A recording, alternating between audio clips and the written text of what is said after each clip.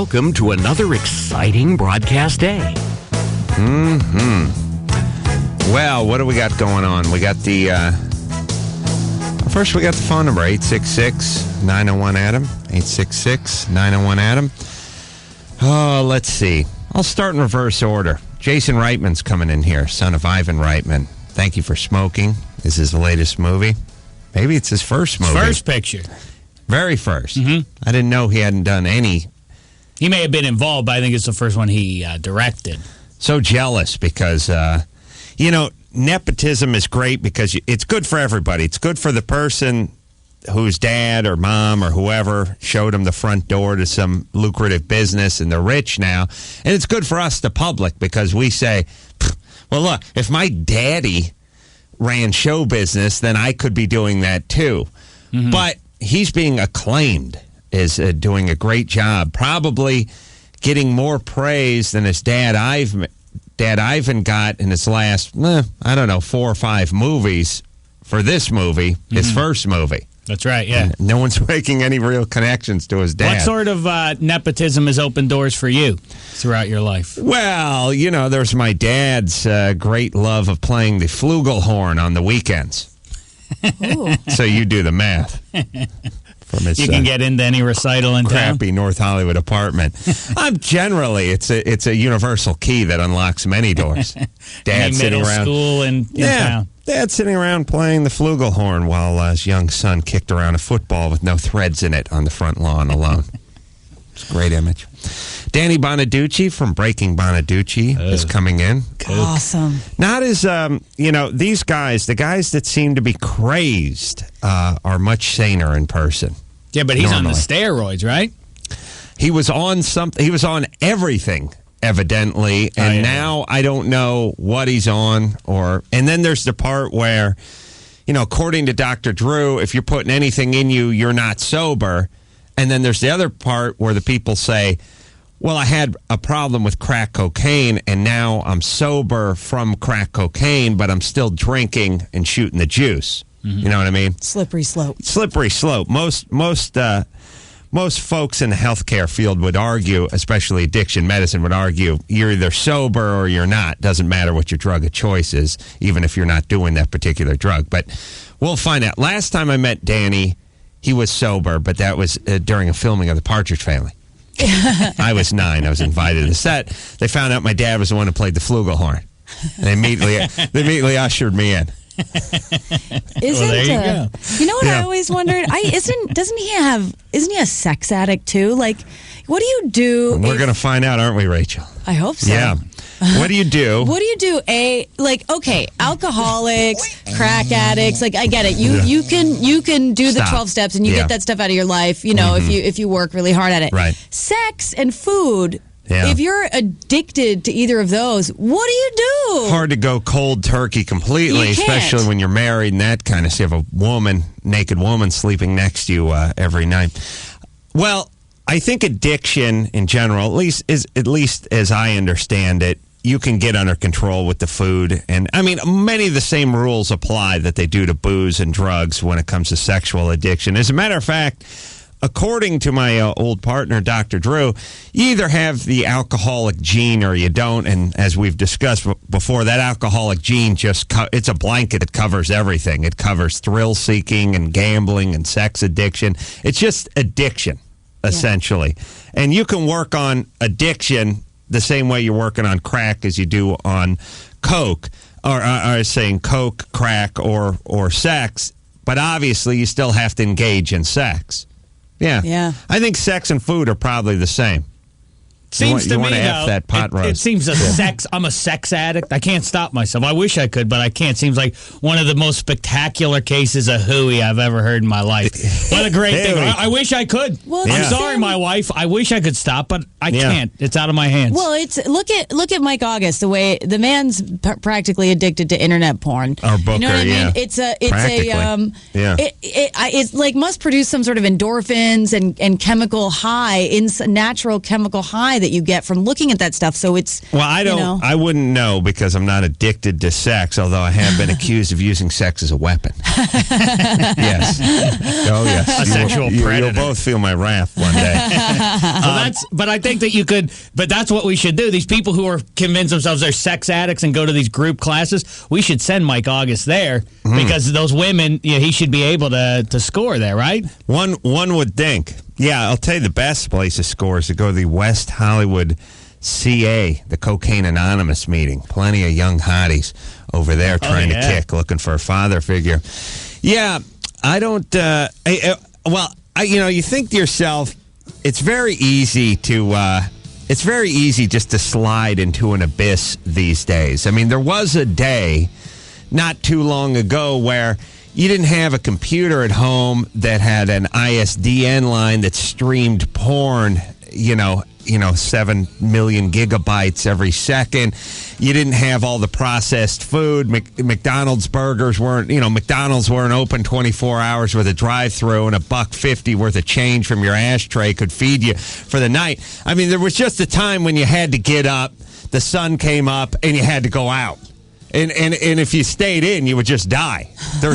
Not only was there nothing going on in there, you'd just be sitting there masturbating by lantern until that got burnt out. But you'd have to go out and pump water and stuff like that. I mean, there's an interesting thing, and I always think about it, which is, are we moving too fast? Are we not evolving as fast as we're moving technologically? You know what I mean? Mm-hmm.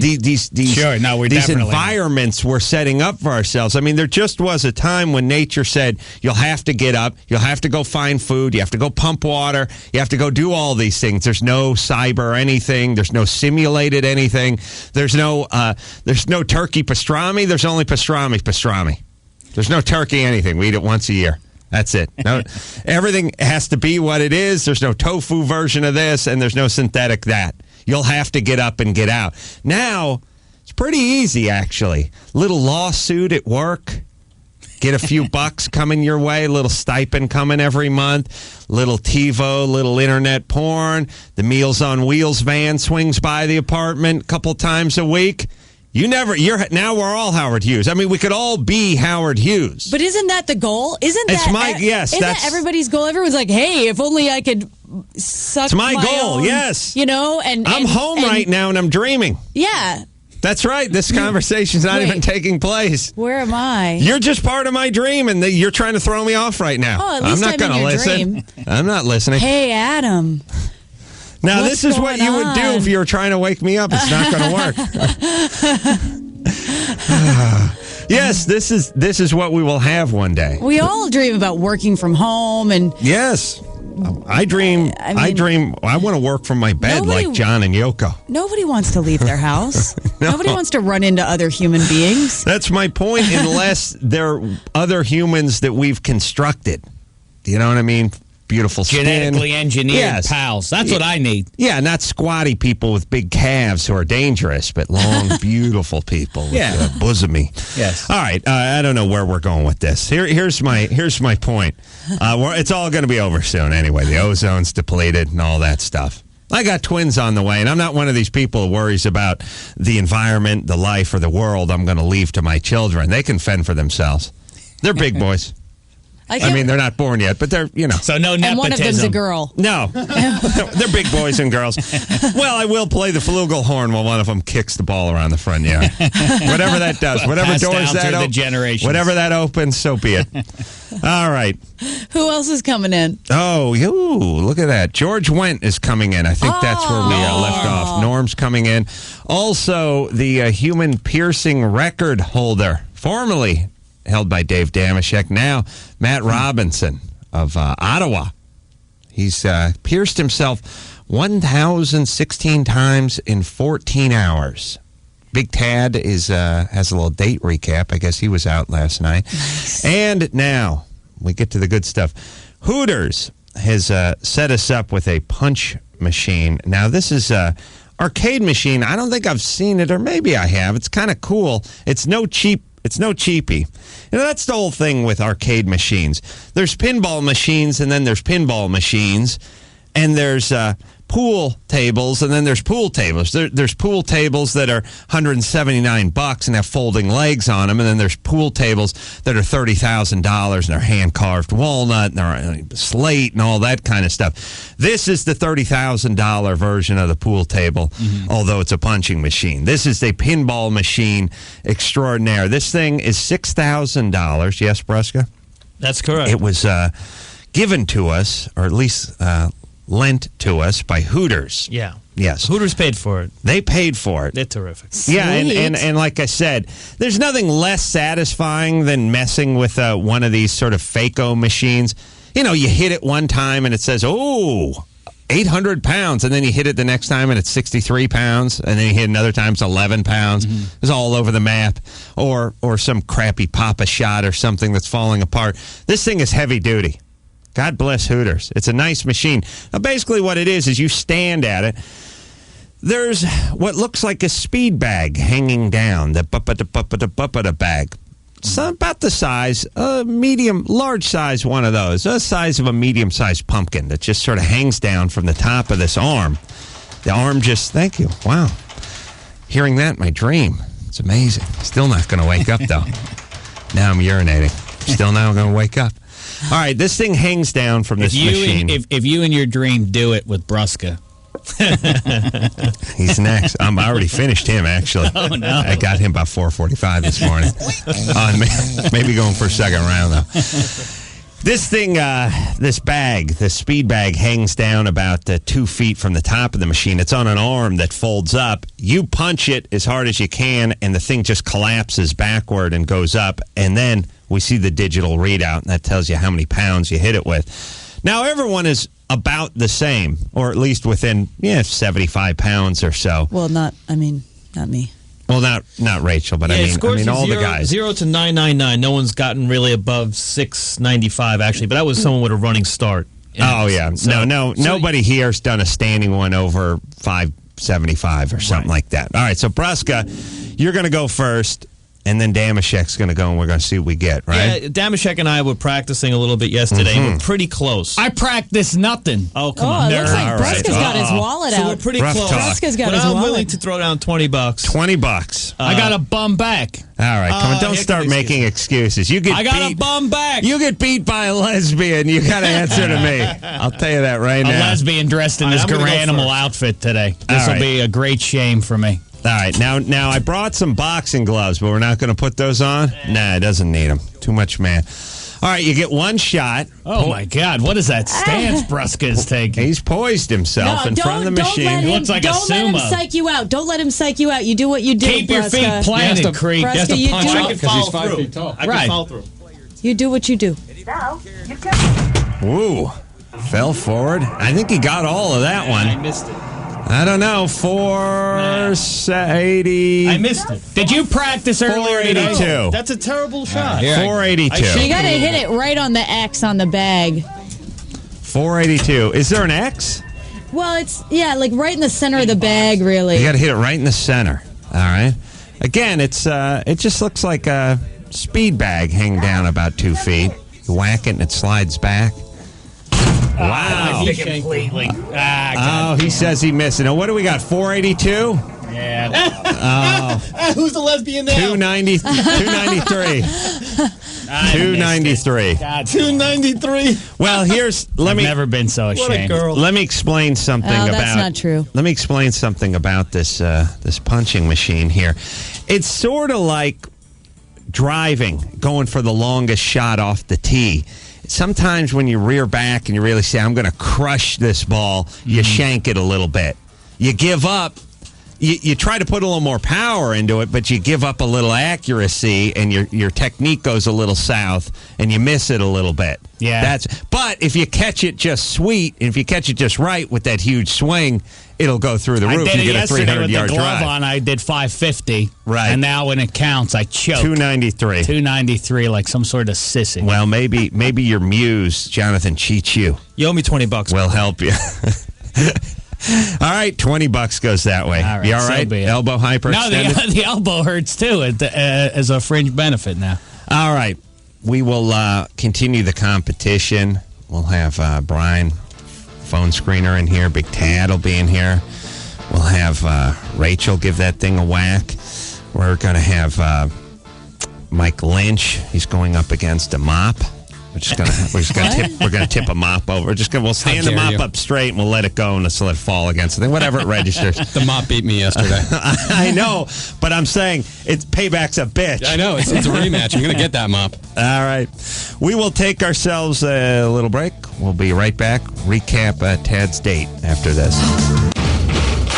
Big Fat Tad is going on a date, so I've got some advice for that Erica dame. You should heed these words for a future sex romp. If you're gonna get it on, you better be on top. 'Cause he will crush you. Yes, most definitely. He will crush you. Sorry. He will crush you. Yes, most definitely. Big Tad. Really? In the studio. Yeah. Nice, Rich. Thanks, buddy. Big Tad went on a date last night. Yeah. Yeah, I did. What? Now, this is the second date with, is this Erica? Yes. Oh. And you guys met where? At the Sharky's down in Huntington Beach. What's All right. Sharky's? It's a bar. Oh, Bar yeah? restaurant. Yeah? Yeah. She cute? Yes. Yeah. She's very cute. Not as cute as you, though. But. What'd you do? That. What'd you do last night? Well, we went out. The date started late. We went to sushi down by my house. We did a little all-you-can-eat sushi. Oh. Shrewd. Yeah, that's a class move. What? Chicks dig the all-you-can-eat. She was hungry. Yeah, yeah, but here's the whole thing. When you're going out with a chick and she is hungry, let her order off the menu. She was hungry. She did order off. She ordered everything. I didn't order anything. I know, but the all-you-can-eat part makes it seem cheap. It's an expensive all-you-can-eat sushi. Oh, okay. Yeah, I went all out on this thing. Okay. I don't know. I don't think that's bad. I think it sounds fun. Hey, let's go to the all-you-can-eat sushi. Okay. Well, here's what I want to say. I think it's fun. You know, there's certain things you can do after the hook is set. You know what I mean? It's sort of like a job interview. It's like your first week at work, you can't screw around with the boss too much. You know, you can't throw him a football and yell think fast and have him turn around and hit him in the chest with it. You know what I mean? Later on, when you guys get chummy, you can do these things. I don't know. I think Tad, I mean, it's not like he took her to all-you-can-eat, like, Chinese buffet. It was like, it's cool. And also, I think it's better that Tad just be Tad with this chick. You know what I mean? This is me. I would argue that when you're morbidly obese, the all-you-can-eat dates, though, seem like a bad precedent. But let's continue. Well, how much did it cost? How much is it for all-you-can-eat sushi? It was probably $50. One person. No, well then, 25. Yeah. Oh, that's... You see what I'm saying? Where Rachel goes, the guy spits on half a California roll for $25. Hi guys, remember? He wipes his ass with Orange a County. piece of eel and he throws it at you for $25. In sad news, the restaurant is now shut down. It's been bankrupted. I would be a little afraid to eat all-you-can-eat sushi just for out the... of business. Yeah, that's what I'm saying. It's not as romantic as you're making it out to. But- You're thinking they're having all-you-can-eat sushi over at what the Sushi hell? Dan Sushi or- Nozawa or something. Yeah, Rockin' sushi. right. Yeah, $400 all-you-can-eat sushi. That wasn't No. all-you-can-eat sushi. That was SeaWorld. Right, that's right. He broke into SeaWorld. Bring it on, man. I'm going to hit that punch. No, I'm hitting the punch bag. Shamu's floating. I'm just... All right, Keep going. It sounds like fun. Did you have fun? Yes, Was we it- did. you guys talked? It was great. It's one of the most popular places in downtown Fullerton on Thursday because it's Wow. I love that description. hey, Orange County, keeping Yeah. it real. You know what I'm saying? A lot of artists Yeah. out there. It's a real cradle of creativity downtown Fullerton. Erica, Yes, I'm here. how was the sushi? Oh, it was wonderful. I'm right. so full. All right, still full. Yeah. And you went to the sushi place, and then what after? What happened? We actually met up with a friend of his and his friend's girlfriend, and the four of us, hung out and had some drinks afterwards downtown Fullerton and listened to some great renditions of Neil Diamond. What, karaoke? No, Tad, what was it? It was... I have no idea. After the first we started off at Chomps with sake shooters, and then did some beer, did the sushi, and then we had the drinks over there, and I couldn't even tell who the hell was up on stage. Yeah, I had to carry him. It was a professional performer. So. You know, he was like a mix of Tom Jones / Neil Diamond. That's what he looked like. Right, but he was being paid to sing. Yes. Okay. All right. And why did you hook up with your friends? Because, I wanted to meet a couple of my friends, and my friend called, and he said he was coming down to downtown Fullerton, and we were planning on doing something. I was going to take her to one of the bars down in downtown Fullerton, too, but... I'm not sure about the strategy about introducing her to the pals so early. Shouldn't you just be out on a date with her, second date and all? There was no problem with it, No, I know, but don't you want to be one-on-one? Yeah. Later, not right now. All right. So what happened then? So you hung out with the pals, you listened to Neil Diamond, and then what? How did the date end? Well, then we decided I had to give him a piggyback ride back to my car, basically. Wow. Stout. We went back to his place, hung out for a while. By then, my mom's place. Yeah, when he says his place, you mean the fort behind his mom's place? Because once you're inside, you're in his mom's place. Yeah. His place is the refrigerator box that's half buried in the backyard of his mom's place. How dare you? Well... It's his fort. No girls allowed, but he made an exception. I don't know. He lifted the cootie band just this one time. He blindfolded me on the way in, so all I knew I was in a room. Right. No, I'm just kidding. So we hung out for a while, and then it was pretty late. Now, hold on a second. Now, how does this work? Where you guys head back to the Newcomb estate? You go in there. Now, I imagine it's not a huge house. 1,800 square feet, 2,000 square feet. Dad, what do you got? Don't ask me. I have no idea. It was a decent size, but you have to think if it can house Tad, it must be a pretty goddamn I was going to say not that, but an even more insulting version of that. Using my fish tank theorem, allowing Tad to get this big, it must be a palace. Do you know what I'm saying? It's grand. Keep going. All right. Point is you go in there now. Everybody in the Newcomb family lives under one roof, right? Yes. Grandma, mom, aunts and uncles, dog. We're working on that. Are they asleep at this point? Well, it's 2 o'clock in the morning. Except for it's 2 o'clock in the morning. Yeah. It's about 2. Yeah, we closed down the bar. We did last call. Wow. You must be in love, Tad, because you're amazingly chipper, although I'm sure you'll hit the wall about 7:10, and that'll be the end of you. So 2 in the morning now, you guys are back in the Tad estate. Yeah. Right. Everyone's asleep. Yes. Mm-hmm. And now where are you guys? In the living room? No, we're in my bedroom. You go back to your bedroom. Yeah. Yes. How did that? Yeah, why? I mean, how did that work? Well, it just followed me. Followed you into the bedroom. Yeah. Now you both are a little bit tipsy. Yes. No, I was driving. You were driving, all right. But you were tipsy, though. Okay, a little bit. All right. Yeah, there you go. Little something. And now you're in the bedroom, and what happens? And we started, I don't know, we put some music on. We have the same taste in music, so we were just chit-chatting and... Some Mario Speedwagon. Mm-hmm. I think so. Some more hair bands that he right. loves. And what happens? And, oh gosh. Did you kiss him? Yes. Who initiated it? I think it was both of us. There was a few kisses between the dinner at Cheechoo, so and you then knew at it was coming.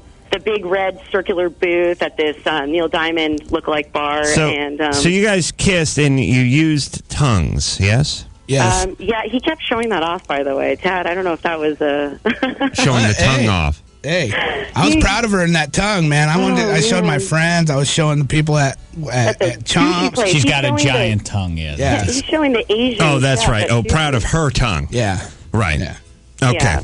But so yes, there was definitely, and he was a gentleman the whole night. So it just happened that way. It fell into place. All right. So you made out. What base did Tad get to? What base were you dragged to? Stop. First base? No, it was a really good makeout, maybe a little bit more, but that was that. Little bosom. You felt Tad's bosom? You sly dog. She reached back, undid Tad's bra. One hand. No struggling. That wouldn't be the first. I remember, first time me and Tad did it, I didn't know the hasp was in the front. I thought the clasp was clumsy, feeling around, very awkward. I had to tell him it's in the front. Real summer 49 stuff, you know? Right. All right. It was great. I fell asleep in his arms. And wow. And then I woke up at, what was it, 4:15? I fell asleep in his chins the first time. I slept over. Yeah, we woke up about 4:30. About 4:30. You guys give him a hard time, but he is quite the gentleman. Wow. And all right, it was a wonderful night.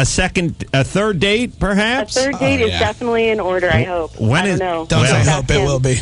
Keep your fingers crossed. We'll see Tad. He's got a pretty busy social calendar. Well, she is really going over and above just to get on the radio, making out with come on. How dare you? Guys, I'm real. She has a genuine affection for Big Tad. I would never do that. No, now wonderful. Let me tell you this. And we don't know each other, but you break Big Tad's heart. And I'm going to give you a Hooters gift certificate. I know. It seemed like I was going another direction there, and I started that way, and then I realized I really don't care. It'd be funny if you did. So when is the third date? I know you guys love I don't know. We do. What do you think? This weekend? No, she has to work this weekend. Well, what's that mean? When does she get off work? Actually, no. I am going to be out of town this weekend, but yeah. In the arms of another man? No, I have a family wedding to go to. But I will be back Monday, and I will be here, and then all weekend, next weekend. Yeah. So. Well, that's an eternity for Big Tad. And I get paid next week, so, Well, wait a second. Great. Wouldn't this be a nice opportunity to introduce Tad to the family at a wedding? Oh, but I already RSVP'd. All right. My point is you guys will be going out early next week, right? We sure will. All right. Thank you, Erica. Just RSVP again. Just call them back and say, I have to RSVP. Now I'm +3. Yes. Yeah, bring it on, buddy. We'll have the steak, chicken, and salmon. All right. Erica, you're a bigger man than I. Oh, thanks, Adam. No, he was a gentleman, and thank you for all right. talking to us. Listen, I like you. Keep going. And here's what I don't want, by the way. Maybe you should set us up on a date. Maybe send us to somewhere nice, since he does well for you guys. You saying all you can eat sushi in Covina's not nice? Yeah, what's up with that? Come on, he took it downtown.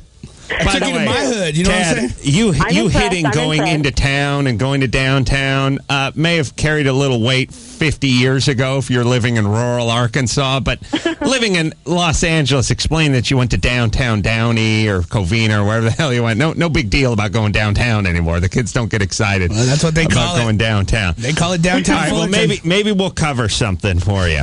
Oh, that would be nice. Dude, Sizzler. Sweet. Oh, gosh. Yes, he'll take you to the roofie buffet. If you do end up taking him to the wedding this weekend, though, you better get a second cake. Stop. Please. Funny. All right, you guys enjoy. And here's I just want you to promise me this. I don't want it. Tad is going to lose some weight. We're going to get him onto that Biggest Loser thing. He has to keep up with me. I said, I'm very athletic, and last night I even told him with his friends. I said, if we're going to be doing this, you're going to have to keep up with me one way or another. So I'm encouraging him. I think it's great. I just don't want it to be one of these situations where the guy drops 100 pounds and you dump him. You know what I mean? Once in a while you hear about these stories. No, Adam, I met him before, so I know where his heart is, and he's a great guy. All right. Again, bigger man than I. No. Heart's in here somewhere. Yes, thank you, Erica. I still suspect she's a man. We will, shall we hear a little Biggest Loser from Big Tad? This is the tape that Big Tad sent in to the producers of The Biggest Loser. We're still determined to get you on that show. I'm looking forward to it. You walked around with a video camera around your house? Yeah. And you did this little... Producers are still debating whether or not they're going to put Fat Tad on the show. Yes. Well, maybe this will put him over the top. This is his grandmother. Hi, I'm the grandma. I'm the oldest of the bunch, and they better all straighten up. What should they pick me, Grandma? Oh, yes, definitely. Great loser. Wait. Are you calling me a loser? Well, you need to be there. Okay, biggest loser. There you go. I'm the biggest loser. I'm not a loser. No, never a loser. Just the biggest loser. Just say I just need to lose weight. Yeah, you do. That's my grandma. You live at home with your grandmother, your mom. Grandma, mom, aunt, uncle, cousin, dog, cat. Oof. If I lived with my mother and my grandmother and my sister and an uncle, 45 minutes into the first day, I would walk out in the living room. I would show everyone a huge steak knife. I would set it against my sternum, and I would then fall on it, and an announcement to the family how I felt about this. I could not imagine. Just living with half my grandma and one of my mom's feet for one weekend. I would kill myself. And I mean them no disrespect. I would kill myself. I couldn't imagine doing that. Tad, you're into your 30s now. I understand that. Remember we met when you were 19? Yes. Remember the gas-filled van trip we took to Vegas to celebrate your 21st birthday with Kimmel and your super gassy brother? Yes. I was saying to you what then? You need to get out of the house. You need to move up here in L.A. That's right. And you were saying what then? I can't afford it. Right. And I was saying what then? Then it became a blur. I don't remember. That point is I think we're overtaken by your brother's gas at that point as we pass through Baker. The point is you never can afford to move out of the house. If anyone could truly ever afford to move out of the house, they wouldn't move out of the house. You can't afford it. Here's how life works. You just do it. You know what I mean? Is anyone ever really ready for kids? Can anyone really afford this? Can anyone really afford that? No, you move out. I moved out when I was 19. Got my buddy the Wheeze. We moved into a one-bedroom apartment. I didn't have insurance, car insurance, medical, dental, whatever. I was making $7 an hour. You just move out. And you know what? Because you're a human being, you make it work. You'd be surprised. And if you want all your bases covered where you're going, I don't even have a new car. I don't even have dental insurance. You'll never move out. You just have to move out. By the way, stop spending all the money on the tattoos and your. This tattoo is free. And your terrible ho-ho habit. You break the $3 of ho-hos a day habit. All right, now you're being cruel, Tad Dave. needs specific What goals. is your plan? Tad needs goals. You move out, and then it all falls into place. Well, I just asked our guy that's in training right now, Sludge. What's his name? Yeah, Sludge. And if he gets a job out here, I asked him if he wanted to be a roommate. If he wanted to, really? He's going to move in your folks' house with you? Yeah, he's going to come down to Fullerton. Rent him half your room? Yeah. Yeah, Sludge, put this tent up in my room. $80 a month. All right, good. You and Sludge move out. Tad and Sludge. There's a tag team. That should be a new TV comedy show. series. All right. Yes, what were we talking about? Tag team? Go tag that punching machine, which was... Look at Fat Tad, by the way, wearing the Shaquille O'Neal Miami Heat jersey. I don't think Shaq Fu probably doesn't appreciate that. Shaq Food. Given to us by Hooters, by the way. Shaquille Oatmeal. All right. All right, he cannot run into it. I'm not going to run. Okay. Dave is in love with himself this morning. All right, Big Tad is a powerful man. He's 325 pounds. He gave a nice shot to the bag there. So far, Tad holds the record, I do believe, but he didn't catch all that one, although he's doing pretty well. 5.06. Nice. Yeah, and he didn't even hit it right on. No, he's a strong man. Let me tell you something about Tad. Make fun of Big Tad. I've played many a softball game with Big Tad. Oh, sure. I think Tad and Dave, I think we should have some sort of a charity match between them. Some sort of charity boxing match? Yeah. Tad's a powerful man. I'm telling you, I've played. He's like a lot of guys that are a little bit heavy set. They're not necessarily bad athletes. I played some softball with Tad. He clobbers the ball pretty good. Does okay. Or just does okay in the outfield. Pudding wrestling or something. That I would watch. If Tad wouldn't eat the mat, they could do it. All right, Tad. Yes, sir. Excuse yourself. Yes, champ. Thank you. All right, we will take ourselves a break. When we come back, we're going to speak to a man who recently set the piercing record. Yes, from your native Canada. Yeah, yes? right down the street from where I lived, Ottawa. Over 1,000 times he pierced himself in 14 hours. He's on the phone. We'll talk to him after this. Dana Gould. Give Adam a call now at 866-901-ADAM. All right, we have Matt on the line who just set the world piercing record. Very quickly, though, I just want to speak to Scott, whose wife is the teacher of our young comedian Christian. Scott? Hi. Your wife teaches Christian? Yes, she's actually his drama teacher. Oh. They have drama at 13? Yeah, it's kind of like, it's junior high, and it's kind of like an elective class. You take that, or pottery, or whatever, it's like an elective class. So yeah. They do like one play a year and stuff, so it's a fun class for them. All right. So your wife's job is to take young youth and mold them into homos. Is that right? No, not necessarily like that. Right. They just try to make it so they have a fun class. Okay. So what do you have to say for yourself, Scott? In other words, what's that? Do you have any comments? On that, no. What I was wondering is, we know he's going to be doing the thing at the Improv, and Malone said he's really excited about that, and we just kind of want to make sure that we're able to find out about earning that, so we might be able to get tickets so we can go watch him, because she really wants to support him. Okay. Well, we'll work that out. Okay, you guys come down here from Fresno. Don't worry, we'll keep you posted. Bring the whole drama listen to class. The show. Yeah, bring them all. Bring them all? Yes. Bring the comedies and the tragedies. Bring them all. Yeah. All right. Now, you're going to have to stay through Jeff Ross. I got to warn you. I don't want you all picking up when Christian's done and heading out to the street to smoke. Well, if we have to drive all the way down to L.A., we might as well make a night of it. That's right. All right. All right, that was young Christian's teacher's husband, Scott, calling in, so we'll keep you posted. Now it is time to speak to Matt. Matt Robinson? Yep.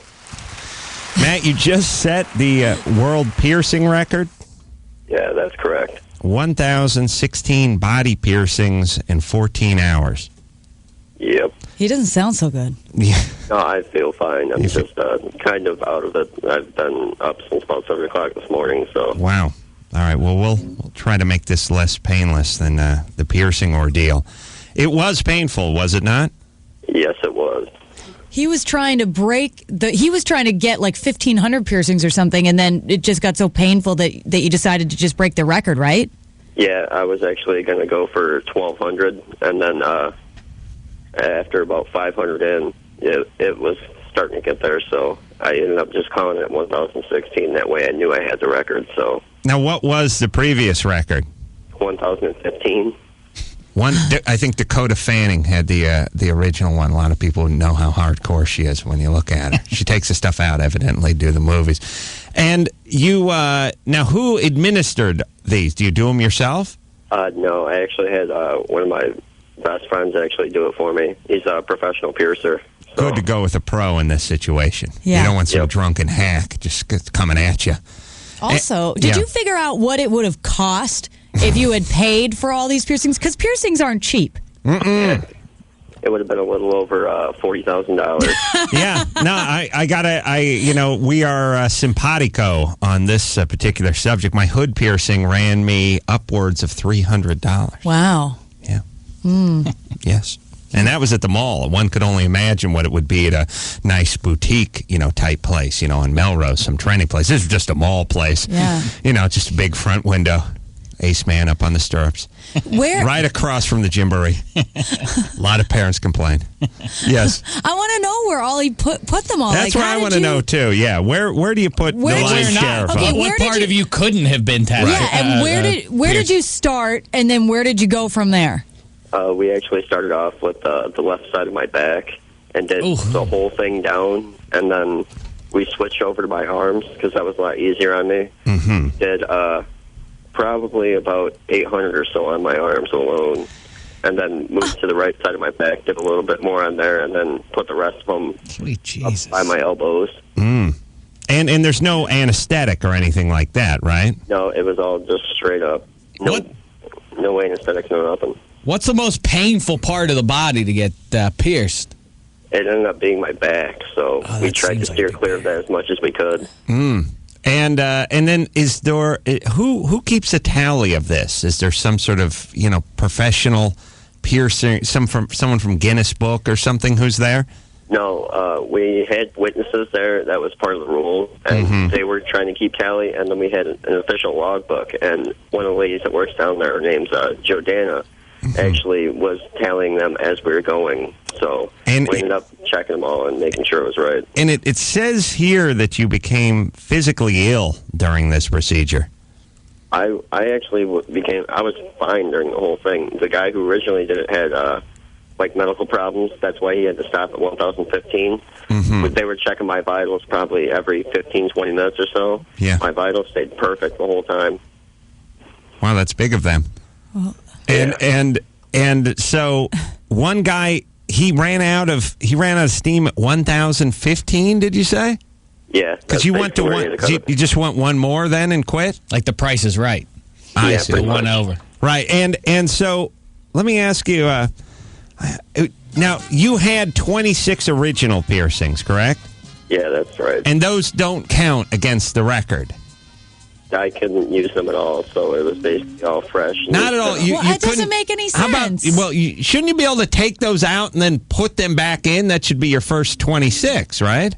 No, they wouldn't allow that. The previous hole there anyway was already open, so... They have to be fresh piercings. Yep. Oh, my God. What do your parents think of this? I don't think they were too keen on it at first, but now they're pretty relaxed with it because of all the attention I've been getting lately, so... Mm-hmm. And then, and what's next for you, Matt? Is it just back to work at the accounting office, or what do you do? I have two jobs. I'm actually just finishing up my piercing apprenticeship over at the Pet Studio there here in Ottawa, Illinois, and then I also work at the PetSmart distribution center. Now, what happens if someone makes a run at your record? I don't think a lot of people will be able to withstand that kind of pain. Really? But if somebody gets 1,017 piercings in 14 hours, do you go again? I've considered it. I probably would, just because I think I'm a little off my rocker. So yeah, I'd say. And in 14 hours, how does that work? I mean, is that the allotted time? No, there's actually no time limit to it whatsoever. It just has to be continuous work. So that's what it ended up being. So it could take 24 hours, but it couldn't take a week. If it took a week, it wouldn't be continuous. Yeah, if it took a week, I don't know what the hell the person's on. So right. So were you just covered in blood when the whole thing was done? Yeah, I think I lost about after we finished and then took them all out. I think I lost approximately 3 ounces of blood, which doesn't sound like a lot. It really wasn't. The nurses actually were commenting on how great. No, that's what I meant. It doesn't sound like a lot. I know my inflection seemed weird. Matt, you should get a job. You should just be a human sprinkler. Just put like a hose in your mouth and just spin around. The water. Wait a minute. Why mouth? Oh, you go the other way. You'd be one of those lawn birds. Yeah. If you can make that just a tip sound, you know? I mean, did you swell up or anything? Like, what sort of a natural reaction did your body have? Like, I would imagine it would just start rejecting this process at some point. No, actually, I did swell up a little bit. Like, there was swelling around where it was done and that. But, I mean, basically the worst part of it all was the blood.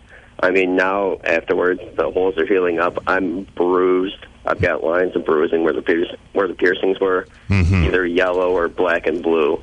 That's about the extent of it. Are you bathing in Neosporin at this point just to keep, like, infection out? Well, the first I think it was the first 2 days, I had to keep wrapped at all times. No. And then I had to lay in the bath for a half hour with some sea salts and cover everything with like a triple antibiotic. Yeah. Well, what are you going to do? You have to get the piercings. All right, Matt.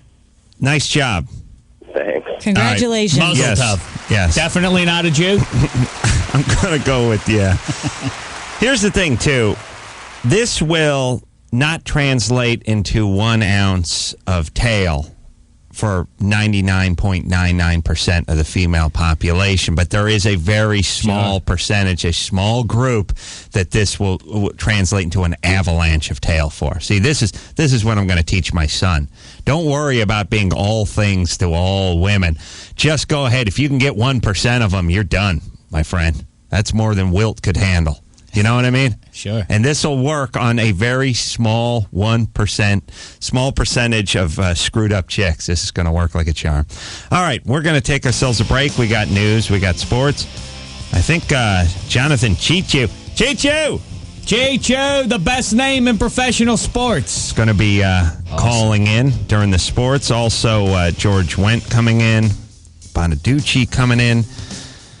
Jason Reitman, son of Ivan, director, new movie. Thank You for Smoking coming in. All that coming up.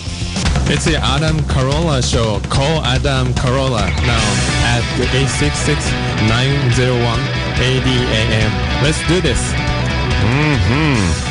Well, it's very exciting. Dave, are you sitting down?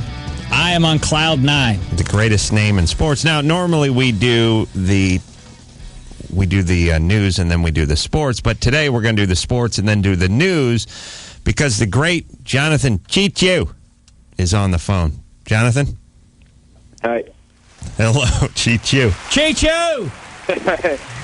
How say you, Cheechoo? Oh, I'm doing all right. How you guys doing? Doing Terrific. good. Terrific.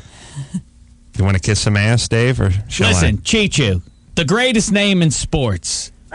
Tell us, as if that weren't enough, tell us beyond the great name that you have, from whence you hail. I'm from Moose Factory, Ontario. Moose Factory! Cheechoo's from Moose Factory. Wow. Can you beat that? I got a cousin who's from Beaver Warehouse, Montana. What's the story with that? What kind of name is that for a city? Do they actually you eat moose? Yes, I do. Yes, it's probably my favorite meal. This it says I'm looking at his card here. It says his favorite food is fried moose. That's one of those things like where you're talking about how tough a guy is, and you go, "This guy eats nails and craps thunder." You know, this guy eats fried moose for breakfast. That's what you'd say if you're talking about some mythical Paul Bunyan type character. That's what you would say. He eats fried moose. Did you serve the fried moose at your bar mitzvah? Oh, wait, you're not Jewish. No, not Jewish. Shocker. What is your nationality? I'm Native North American. Yes, very interesting because you're the only Native North American in the NHL. Yes, ever. Well, no, I'm not the only Native North American, but I'm the only one from the Moose Cree First Nation tribe. I see. Dances with goalies, I think, in the early 50s was a guy, the first Native American to actually make it in the NHL. What tribe are you a member of, Jonathan? Moose Cree First Nation. Oh, Moose Cree. Oh, you said it. Oh, I got the Moose Cree mixed up with the moose knuckle. And then eating the moose. Does all life have to revolve around the moose? Pretty much, I guess. Where you're from, you're part of North America. Is the moose the equivalent to the buffalo, to what our North Americans, Indians, have over here? That's an interesting question. Well, we live our people before the white man. Your people? Yes. I'm 126 Comanche. That's what gives me my tenacity. Oh. Me and Cher. Here's my here's my point. My point is we had the buffalo, and then the white man. You people came in and you desecrated the buffalo. We had nothing to live on. I'm wondering if the moose is your buffalo. Yeah, we use moose a lot, but there's still quite a few around. Yeah. Now, Cheechoo, San Jose Sharks, by the way, having a dynamite year. You know, how many goals you have so far? 28? Yeah, pretty close to that. 43. That's what I thought. Yeah, I thought you had more than that. Now I'm looking at a card. Goals. I should have trusted my instincts. Cheechoo, you're having a dynamite year. Yeah, it's going pretty good. And you're fighting it out though for the last playoff spot in the Western Conference. Yes. Yeah, I see. I think we'll do it. But we got some games in hand, and we're pretty close already. So. Well, I like it when you score goals because when you do, then the next morning I can report that a goal was scored by Jonathan Cheechoo. Now, had you heard of Dave Dameshek? I'm sure. Dave Dameshek. I mean, had the word gotten out to you that there was a sportscaster out of Los Angeles who was screaming your name 3-4 times a week? I heard that, yes. Oh, Is that really? right? Wow. Now, Cheechoo, I would like to hear you say with great enthusiasm, I'd like to hear you say Cheechoo. With great enthusiasm? Yes. As though you had just scored a goal, and the play-by-play guy is thrilled with it. Cheechoo. Pretty good. Try it like this. Cheechoo! Cheechoo! Yeah. That's well done. What's your favorite name in the NHL? My favorite name in the NHL? Yeah. Let's see. Well, I like hearing Thornton after I score. So I see. His teammate, Joey Thornton, having a dynamite year for the Sharks. For me, it's Lord Stanley. That's the only name I recognize in the NHL. Yes. Well, I don't think we're going to do much better than Jonathan Cheechoo saying Cheechoo like Dave Damashek says Cheechoo. Cheechoo! From Moose Factory, Ontario. Go get him, Cheechoo. Get into those playoffs. Keep it going. Oh, yeah, we will. Thank you for joining us on the show, Jonathan. Oh, no problem. And we hope that when you guys make the playoffs, may I ask one question? you can be our correspondent. Yes, go ahead. I'm sorry. Yes, yeah, that would be great if you would be our playoff correspondent. But I just very quickly, I don't want to push my luck. You already said Cheechoo in dynamic fashion. Tell me this, Gretzky versus Lemieux. Quickly, who's the best of all time? Gotta go with Gretzky. No, incorrect, Cheechoo. Our love affair is over. The honeymoon's over, Cheechoo. You may come from a Moose Knuckle, but he comes from Beaver Falls, which is just outside of Pittsburgh, and he's a huge Lemieux fan. Oh, that's where it is. I like Lemieux if he shoots right, though. I see. Well, listen, we'll agree to disagree on that. But go get into the playoffs, Cheechoo. All right, we will do. All right, take care. It says here on this card that he wrote an essay in the 4th grade about wanting to play for the San Jose Sharks. That's amazing. They seem like they came into being in about 1994. Yes. Roughly around there. And also, he's not from up north. It's not like he lives in the Bay Area and wrote. Why didn't we ask him about that? Also I was going to. Is he there still? I don't know. Cheechoo, how say you? All right. All right. Now, wait a minute. Cheechoo, let me ask you a quick question. Sure. And God love you for staying on the phone for an extra minute and a half without hanging up after we hung up on you, because out here...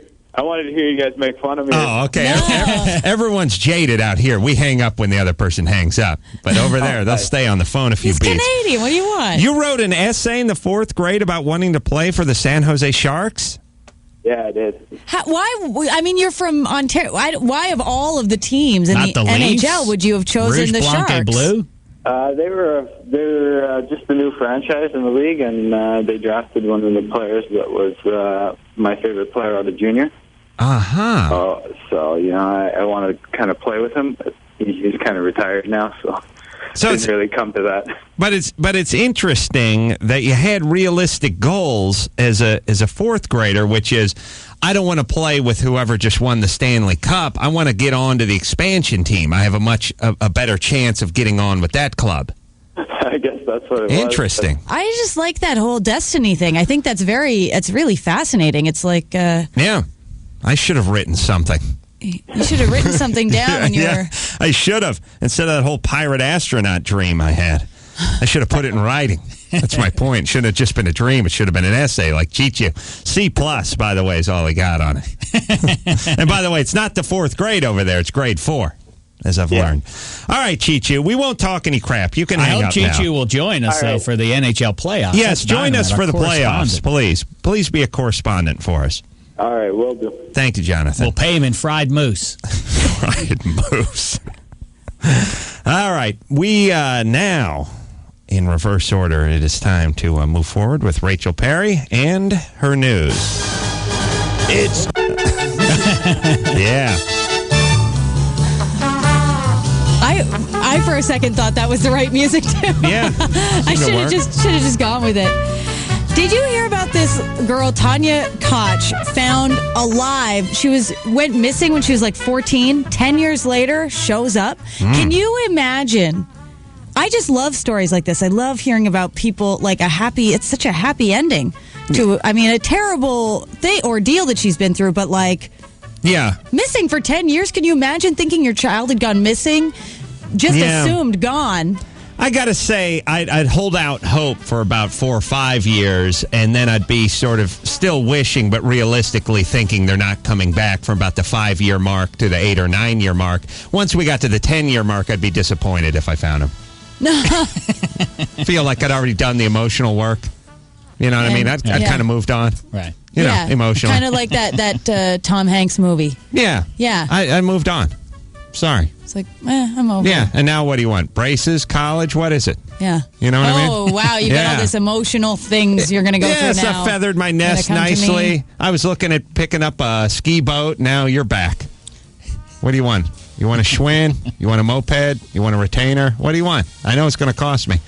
Yeah, and all these stories are great until you real. I mean, that's if they were raised by bears in the Canadian wilds, but they were raised by pedophiles in a cabin for 10 years, and then it gets really sad when you find out the details. And they probably lived in another city, so that now they've taken on other teams that they root for, so now they want to watch different that's right. games. What if the person left Beaver Falls and they're no longer a Pittsburgh Steelers fan? They would have to disown them. She's actually in McKeesport. Really? And isn't McKeesport the same place that the person had put that fake penis in a microwave? Ace likes to play Germany versus Florida, but I think Western PA is quickly emerging as an area for very strange They've certainly events. made a run over the last few months. Yeah. All right, and is this like Stockholm Syndrome where you abduct somebody and then after a few years in captivity, they just can't, they're scared to escape? You know, you hear about the stories, the guy goes out of town and she just stays home, never calls the cops, never leaves. I think that's basically it. I think what happened was the guy was like a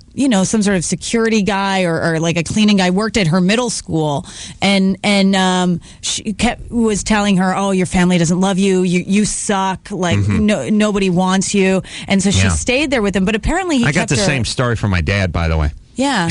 Yeah. And so, Dad, what's the point of this? You understand? You didn't.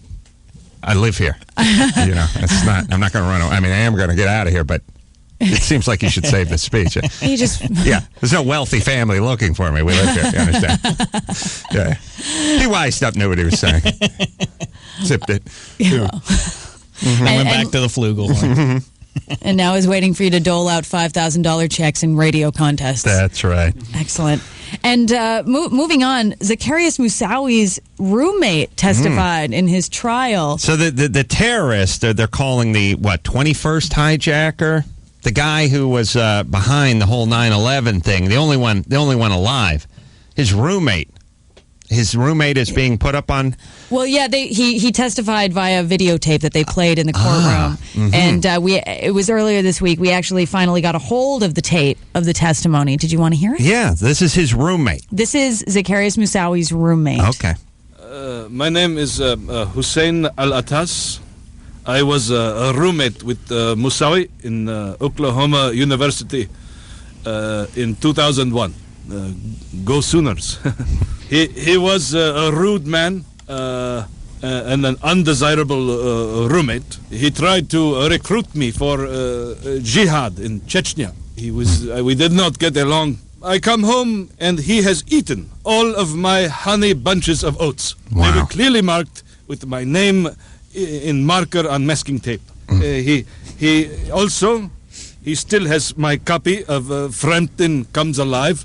That is my favorite album. He has taken it. Good album. It's a bad guy and a bad roommate too. I guess is what we're saying here. Jerk. Is that it? Is there anything else? I come home early from class, and I find him using my futon to put his sex on a woman. And when the landlord finds his pot plant, I lose my security deposit. Oh, man. I was given Tony Hawk Underground as a Ramadan gift. It is for my Xbox. He tries to jam it into his PlayStation. Now it is ruined. Now I can't play Tony Hawk. Wow. He's just a crappy guy. Yeah, I guess it's bad. I mean, I think I got to believe the federal government would have wanted him to focus on the whole, jihad part of the thing, and a little less on the roommating part, but I guess the guy had some laundry there. I get they call it a characer witness. It just shows he's not just a terrorist, he's also a bad roommate. Bad roommate. Right. Okay. Yeah, but everybody's had those. I had girls like take all my clothes. And I mean, you just don't. You must have dealt with that stuff. Well, as a roommate too. I mean, sure, the trade center's coming down is a tragedy, but on a personal level, not as big a tragedy as him spilling a bong or something on some carpet, or you know what I'm saying. Oh, I see what you're saying. Yeah, personally, to you. I think that's what he was on, yeah. Yeah, I see that it was more of a tragedy for him. For him, yeah. Right. Well, to each his own. Britney Spears was at Kevin Federline's birthday party, 28th birthday party, and some people are saying, because they're saying she's pregnant, but we don't know she's pregnant. Right. Some sources are saying she was drinking. Yes. Drinking up a storm at the party. Yeah. Yet others are saying she was not. Well, I was watching Entertainment Tonight or something last night. They're like, well, she can't be pregnant. She was drinking a Cosmopolitan. Well, she had her infant on her lap as she sped away down PCH the other day. I don't know that this is above her or below her. Meh. You know what I mean? Yeah. Yeah, why not? Yeah, I don't know. I don't know. I mean, as far as I'm concerned, she either was or she wasn't. That's all I'm reporting is either she was or she wasn't. I would get pregnant if enough people said they thought I was pregnant. Because there's nothing worse than everyone thinking you're pregnant and you're not pregnant. That just means you're tad. You know what I mean? I would knock myself up in a hurry if every other tabloid newspaper had me as pregnant. You goddamn right I'd get pregnant. You know what? I have been kind of hearing those things, so you should probably... Dave, let's go. Me first? Yes. Ooh la la. Then Brusca. Whoever has the Drop 'em. Whoever's seed can swim upriver better wins or loses. I may actually have the new Kevin Federline song for you later. Oh, fantastic. So stick around for that. And I just wanted to play you something that happened on American Inventor last night. Loving this show. It's insane. And some girl came out and she had designed some sort of a bra. I mean, I'm sure you would love this. It's like this bra. It just looks like a big red ribbon. Yeah. And one tug and it's off. Yeah, it's like lingerie where you get to unwrap your gift, and your gift is boobies. Yeah. And I kept seeing them do it, but they tiled out her lower part too, but she was wearing panties. Panties that you couldn't tell, though. I mean, they looked like... But I saw them when she walked in, and they didn't tile them out. That was the thing that was weird. But anyway. I don't know. Do you want to hear how Sure. how that went? This was like the judge. The judge, one of the female judge freaked out, by the way. Sure. It's an attack. Baby, I have a gift for you. Do you want me to unwrap it? Oh my God! Look at all the guys. Sheena! Sheena, what are you doing? Look, relax. Stop! This is foul! With one easy tug, it comes completely off. Over. This is ridiculous. Yeah, it took more than one easy tug for me when I was watching that. Took like 13 and a half. That woman was hold livid. on. Is there and back one, or is it, one easy tug?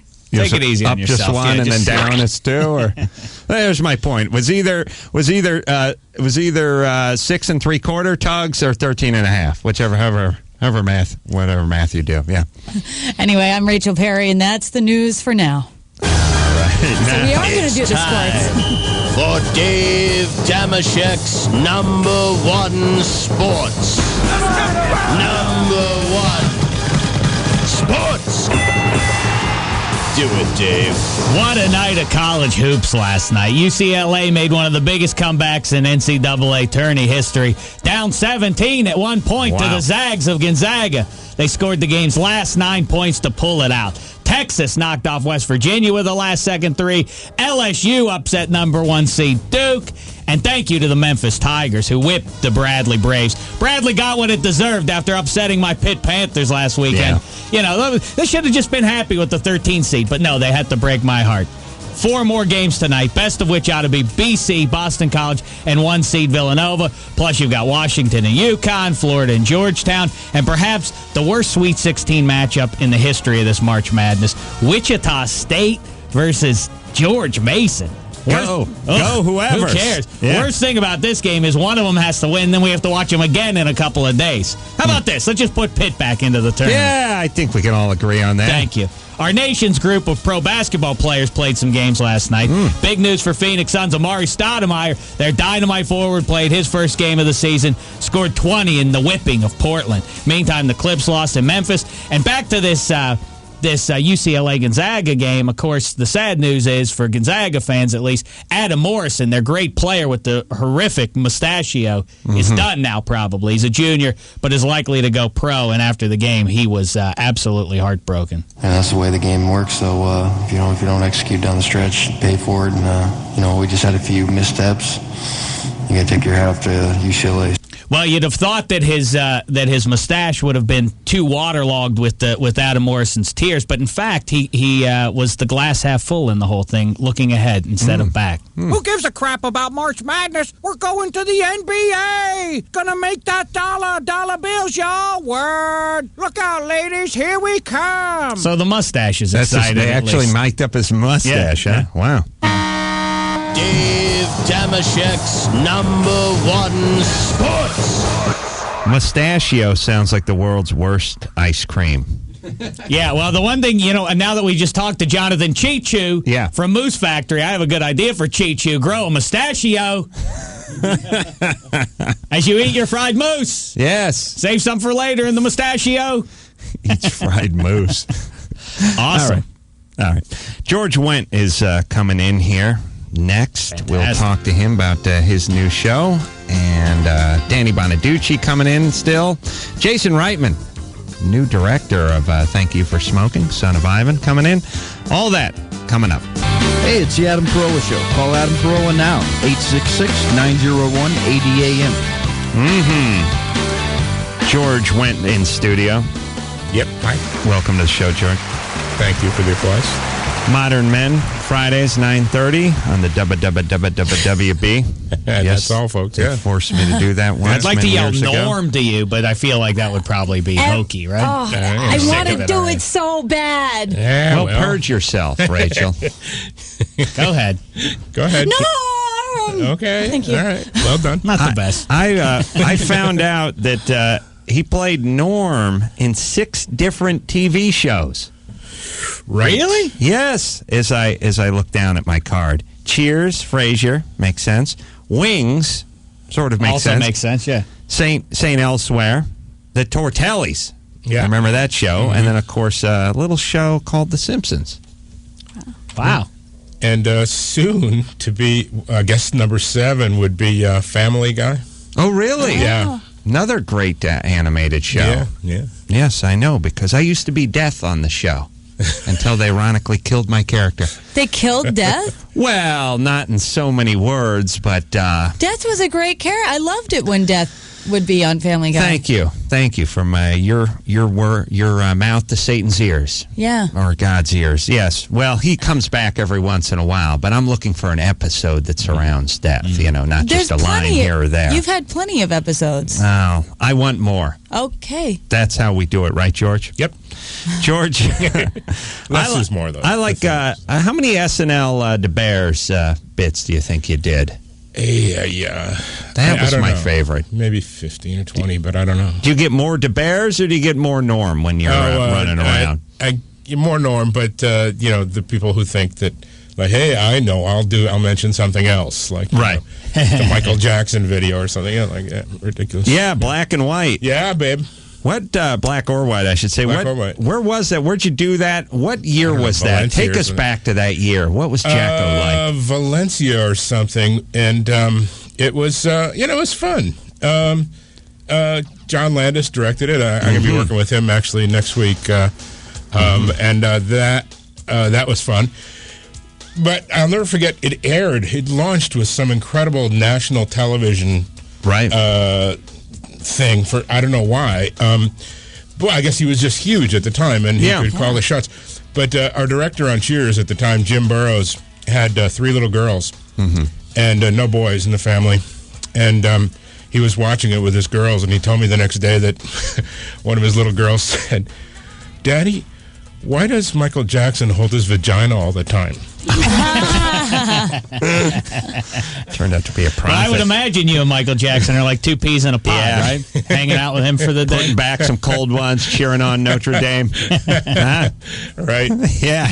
Right. Back Did to you know I South was a Bend. Notre Dame fan? Oh, that's right. Yeah. Yeah, I know. I found out yesterday that you were thrown out of Notre Dame for having a 0.2 zero GPA. All right. Well, that's a common misconception. Actually, what really happened was the university had advised me that I'd pretty much taken sitting on a bar stool and drinking beer as far as I could on an amateur basis. And it was time. Yeah, it was time to move into the time to go pro. Yeah.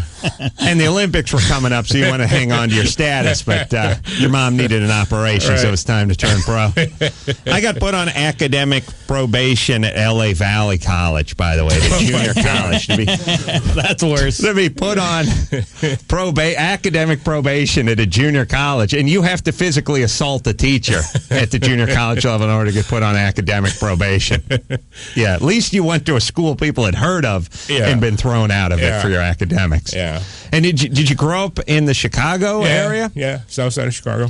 And what was the plan when you were leaving high school? Acting? Were you thinking about that? No, not at all. I had no plan, no clue whatsoever, in anything in life. So you go I was 17 when I went to college. It was like nutty. You go to Notre Dame. Yeah. You don't do so well. Right. Well, I hung on for like 2.5 years. Right. It was the middle of my junior year that I went pro. And where do you go? Where do you go beside the bar at that time? Nowhere. You went nowhere? Just to the bar. You go back home to Chicago? Oh, you mean when I got kicked out? Yeah. Oh, yeah. I went home to Chicago and got a job for a while. And then I said, I'm going to go back to college. And I went to this other school, Rockhurst College, where I took my degree in economics. And then what? How did you get into the acting then? Yeah. I just wanted to be in Second City. I didn't really think about I wanted to be an actor. I just, I was sort of did the process of elimination, trying to figure out what I could possibly do with my life that I wouldn't hate. Mm-hmm. And so I'm going, sales, no. Fireman, no. Scientist, no. Teacher, no. Cowboy, no. Right. I'll hate all those things. And, cowboy? How could you hate cowboy?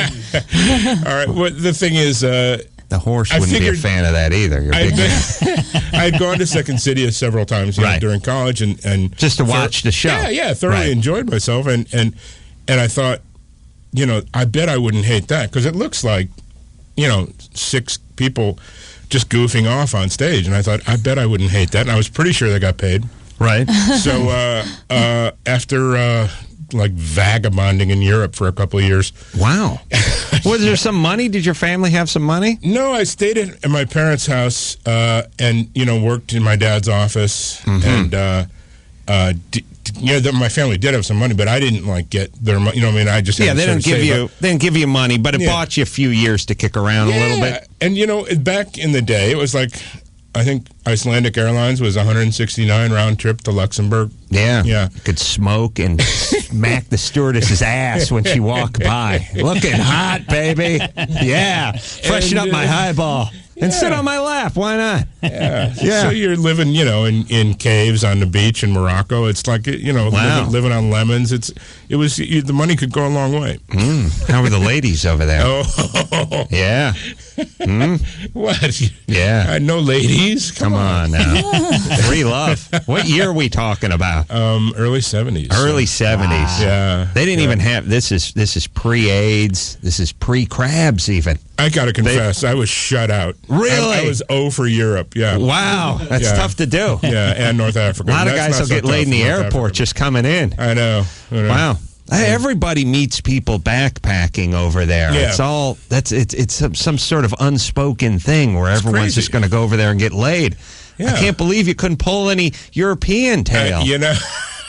What happened? Well, it's hard to be engaging in a second language and speaking present tense French. Well, that's why you let the hands do the talking. Yeah, but if I didn't get kicked out, let the hands do the talking. Yes, if I didn't get kicked out, if I'd done better in French, maybe I'd have done better in Europe. I guess. Yeah. See, you know that when you're failing out of Notre Dame. Yeah. All right, we're going to take a break. George Wendt is here. Modern Men, his show, Fridays, 9:30 on the WB. We're going to play a little something called match game when we come back. It's the actual match game, the show from the 70s, George. I'm sure you remember that. But he was over in Europe. He may not have seen it. Yes, he was masturbating in Amsterdam during that period. But we had a game show out here that Gene Rayburn used to host called Match Game. Celebrities try to fill in the answers. We need you to play along, so call in if you want to play along in a celebrity edition of that. We'll do that also. Danny Bonaduce coming up. Director Jason Reitman. I'm going to kiss his ass and maybe pitch him a few movies, too. Thank you for not smoking. His latest. We'll take a quick break. All that after this. The Adam Carolla Show. Call Adam Carolla now. 866-901-ADAM. George Wendt in studio. Modern Men, Friday nights, 9:30 on the WB. Let's see. Where were we? You were talking during the break about your days over at Notre Dame. Even though you were tossed out for your academics, you're still a fan of the football team, right? Yeah. Big fan of the football team. And, I've been on a campaign for a while now to get my honorary degree. And I think it's just an absolute disgrace that I have not been honored by the university. Yeah, Bill Cosby probably has 25 or 30 from Notre Dame alone, and you get nothing. But my campaign has run into a snag because of two major issues. I refuse to give any money. And I won't speak. That's tough. And my entire platform is, do you really want Regis Philbin to be your guy? Right. And I rest that case. Yeah, and the fact that you're not even willing to travel to South Bend, though, I would say the fact that you just wait by the mailbox every day for it to show up is, again, going to hurt your case. But the Regis argument, you think they would anoint him Dr. Peterson tomorrow, right? Yes. Right. That's all they have over there, huh? I know. It's weird. Growing up, I didn't know colleges through academics. I just knew them through football. If you like football, that's how you know. And Notre Dame, I never had any idea where they were from. I thought they were from the Vatican or something, somewhere in Italy, perhaps. Like I had just the team, the Fighting Irish, the whole thing, the whole Indiana part of Notre Dame from a guy who grew up in North Hollywood. It made no sense at all. Yeah, there was this kid. I saw an interview with a kid who was playing Notre Dame from some southern school. And he go, "What about the mystique? Aren't you worried about the mystique of Notre Dame?" He said, "Well, no. I grew up in the South. Until I was in junior high school, I thought Clemson and Auburn were states." Yeah. So did I. I still do. All right, we're going to play a little match game. Now, Match Game is a game from the 70s out here. Maybe bled into the 80s. I don't know. We all remember watching it growing up. Celebrities try to match the answers with the contestants who call in. So, first, I think we'll pick our contestants, yes? Let's see. I'll go with Seth. Seth? Yes. You want to play along? Great, yeah. All right. And you'll be playing Al, who's on line 4, all right? So, hang on a second. Let me get Al. Al? Hey, what's going on? How say you? I do well. How are you? Good. You want to play? Yeah. All right. You'll be playing Seth. Should we start? Seth will be first. Get ready to match the stars. We got as we play the star-studded Big Money Match Game 73. You got a $50 Hooters gift certificate at stake. $50 doesn't sound like a lot, but you can buy a Hooters franchise for like $80. So keep that in mind. That's a lot of wings. $50 worth of wings. All right. So should we get started with the first question? Seth, do not answer this question until we have delivered our answer. All right. After the game, the pretty cheerleader blanked the whole football team. Wow. Come on now. Pretty cheerleader blanked the whole football. Let's write our answers down. Did you hear that, or is there too much? Yes. Is your hair too thick for you to hear that? Yeah. I can hear right through wigging After off. the game, the pretty cheerleader blanked the whole football team. All right. Ha. Mm-hmm. You're going first, Dave? I am. Well, first of all, we need to get my answer. Everyone got their first answer? we need Seth's answer here. Congratulated. All right, everyone has their answer. Dave? I went with cheered up. Cheered up. Cheered up. All right. Rachel Perry, how say you? I said humped. Humped. Oh, she's working blue. George? What else do you do? Thanked. Judges Richard- thanked, congratulated. Close. Richard Dawson. What did Richard Dawson say? All right, let's get down to Mr. Conservative here. All right. I can't be long. I have to get this jacket back to Captain Kangaroo. She kissed the whole team. Kissed. All right, I once scored with. Nice. Because of the Well team. done. Yeah, that scored makes with sense. the whole football team. It had the sexual connotation. 0 for 5. Seth, that's an 0 for. Yeah. Better game would be, imagine what Richard Dawson was wearing in 1974. Judge here says thanked and congratulated. Want to give him one? Or Yes, we'll give him one. All right. We'll give him one. Why not? All right, hang on there. Ow. Seth, what is our next one?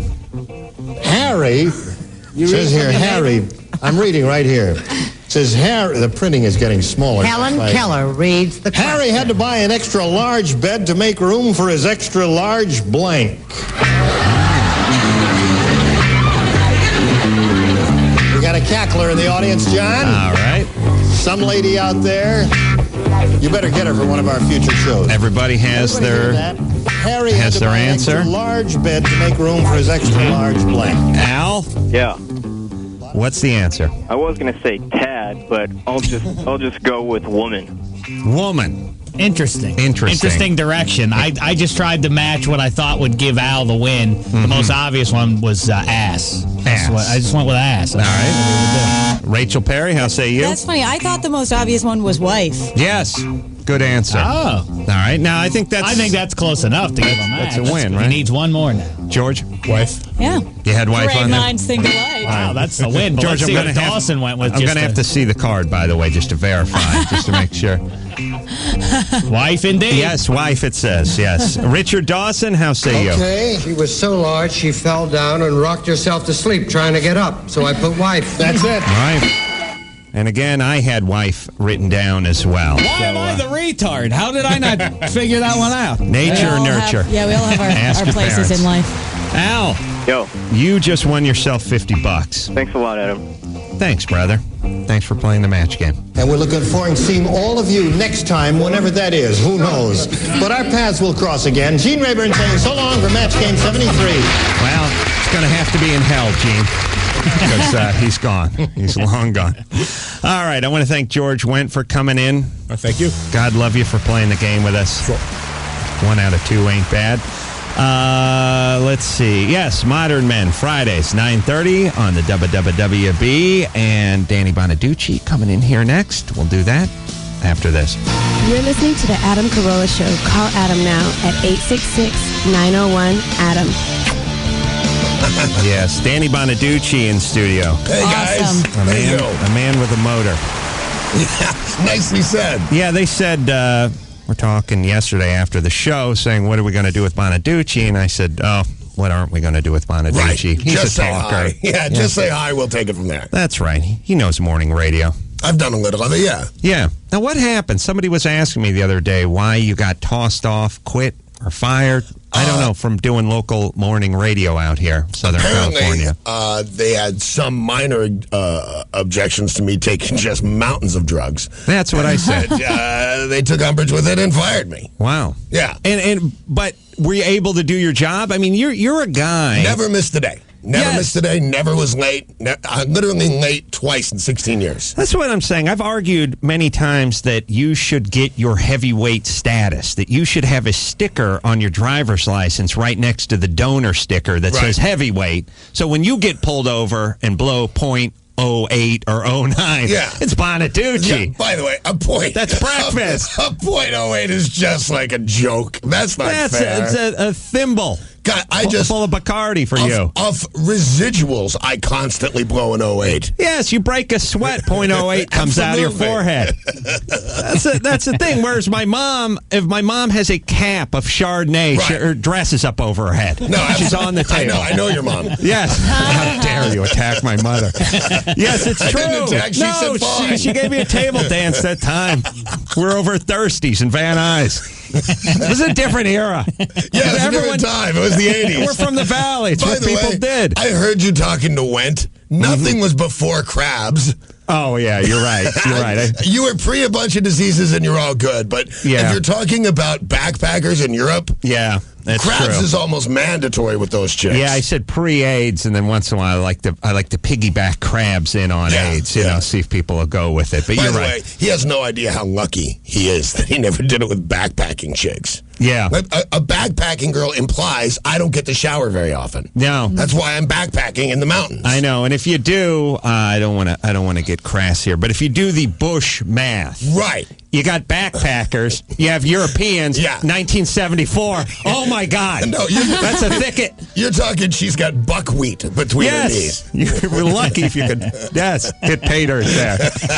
I don't know if anyone's ever done that math before, but it just keeps going. No, all backpacker chicks are out of bounds. Yeah, there's no two ways about that. That's a good point. And someone should sue Madison Avenue for how they depict female backpackers in commercials. Always the hot Swedish chick with the blonde braids, the svenska flicka looking for directions. She's lost, wearing the lederhosen. And Then somebody picks her up in the Audi. It just doesn't work like that. No, you get the Dyke and the Red Wings.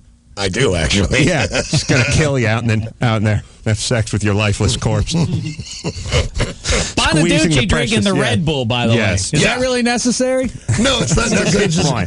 I just didn't happen to have an 8-ball with me, so I broke out the Red Bull. Well, that brings us to an interesting point, which is I think I saw every single episode of Breaking Bonaduce. Me too. It was last awesome. year. Hard not to watch. Yeah. I mean, obviously it's been compared favorably to a train wreck, but it's hard. It was just hard not to watch. I will tell you this, though, because I'm the executive producer, and people would come up to me and say, your television show is really hard to watch. It's like, boy, am I doing the right thing making television that's hard to watch? No, yeah. It was hard not to watch. Well, let's call it compelling. It was definitely one of these things where if it happened to your right, you would turn your head that direction and then cover one eye. Right, absolutely. But you would still turn your head and watch you'd watch, absolutely. And I watched every episode. Now, you're sober now. Yeah. Right? Yep. Now, of course, it seemed like many of the episodes were fueled by substance in the first season. And so it begs the question, well, what do you do your second season? And it's not that you're not a funny, entertaining guy anyway, but how do you top that, or do you try? You do try. You do try. The thing is that in the first couple of episodes, somebody said something to offend me, and I don't need to be wasted to get violent. Right. I mean, I'm just, you know what it is? It's that it's my nature to be violent anyway, plus I'm really good at it. So that combination can sometimes make you explode. And then I thought, I don't want to do this again this year. I don't want to be this guy. So I really checked my behavior at the door and refused to do that. But I also had to find some way to bleed all over this television show without losing my temper. And I think I've been fairly successful at that. But a couple of ideas I had that I thought were really good, VH1 shot down. Really? Yeah, I just got the news that they shot this down this morning. I'm on kind of. It happened kind of naturally. I didn't want to behave this way, and my wife said that I go to church and this. So I started to go to church with her, and it became a very sedate kind of show. So I'm reading my wife's Bible. I'm reading the Bible, and I realize, dude, some of these people are bad ass, and they do a lot of stuff with their faith that really hurts. Sure. So I had this great idea to test my faith by being hung by meat hooks. Wow. Have you ever seen that on I have seen Discovery those. or something? Yeah, I have seen that before. So I pitched to VH1. I said, I got this great idea. I'm going to test my faith by hanging from meat hooks. They wouldn't allow it. I also rented a movie called Meat Hook over the weekend. Worst gay porn. Really? Worst gay porn I've ever seen. Yeah, that's not good. Yeah, you don't want to see that. And I've declared many times that there's no such thing as a bad gay porn. This was it. Right there. Not funny, haha, funny queer. So meat hooks, they rejected. What are you talking about? Hang from meat hooks? Where you actually pierce your skin. Through the back and then lift you up on a pulley. Ugh. Well, here's the thing, Danny. We've discussed this at Mostly I just wanted to see before. if I could do it. It was I made it up about these spiritual reasons. I just want to see if I could do it. You have a thrill-seeking gene, which is the alcoholic gene, right? You have the alcoholic gene.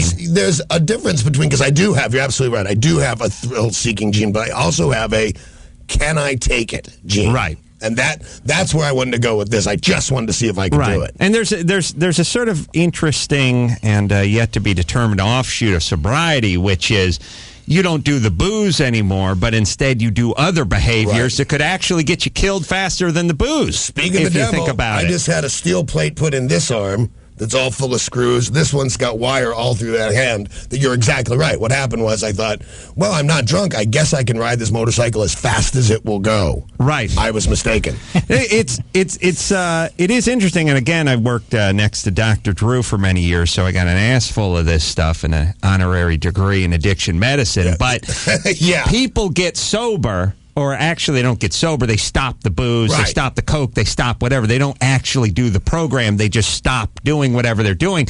There's still a ton of energy in them. And that energy can get directed toward internet porn. It can get directed toward gambling, motorcycle riding, whatever. You wind up in the hospital or in the morgue a lot faster. I was just told this was a whole thing from my wife. She just had me throw out all my pornography. I know. Well, you can pick up the phone and call the ace man. I said, listen to me. It out. I said, listen to me. You don't want me to throw out the porn because then there's going to be needs that I have that you're going to have to fill all the time. That's we right. already saw this on the show. She wasn't fulfilling some needs. Do not take the tire swing out of the gorilla cage. She's going to go after the zookeeper. The poor woman. It's like smoking now. Yes.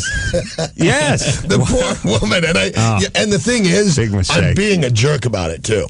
I'm not just like when I really, really want to. It's like even if I just think I can, then I do, just to teach her that there's I a payback element. Yeah, absolutely. She'll be begging for that porn. You know she will. That's you know right. She will. She'll be chasing the garbage truck down the street, screaming please in her stop. bathrobe.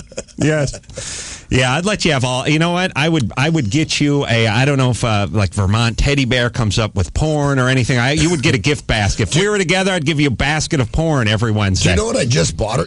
And it was $115. The rabbit. Have you ever seen the rabbit? Yeah. I've heard about these. Oh things. my God! It's crazy. It's $150. $115. But yeah, it's $150. Like I was working in shipping and handling. The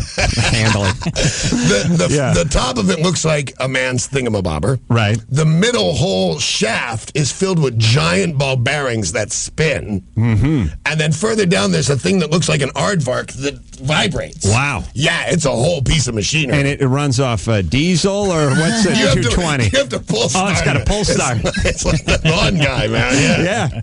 Hey, tell Manuel to turn that leaf blower up. No, it's just the old lady. She's got the aardvark. Wow, it's a whole Noah's Ark in your wife. Deb? Yes. You big fan of Danny? Oh, my God. Tell him it's Know-It-All, Deb. I love that man. Hey, I Deb. miss him. How are you? I'm extraordinarily well, thank you. How are you? I am extraordinarily well, and I am pleased to tell you that I discovered the Adam Carolla show because I could no longer listen to the other show without you on there. Well, let me take this opportunity to say, good for you, smart call. Yeah. And I mean, I don't mean to say that I made that show, but it sucks now. Yeah, well, you do the math, right? She's so narcissistic that you're already narcissistic and self-absorbed when you're pregnant.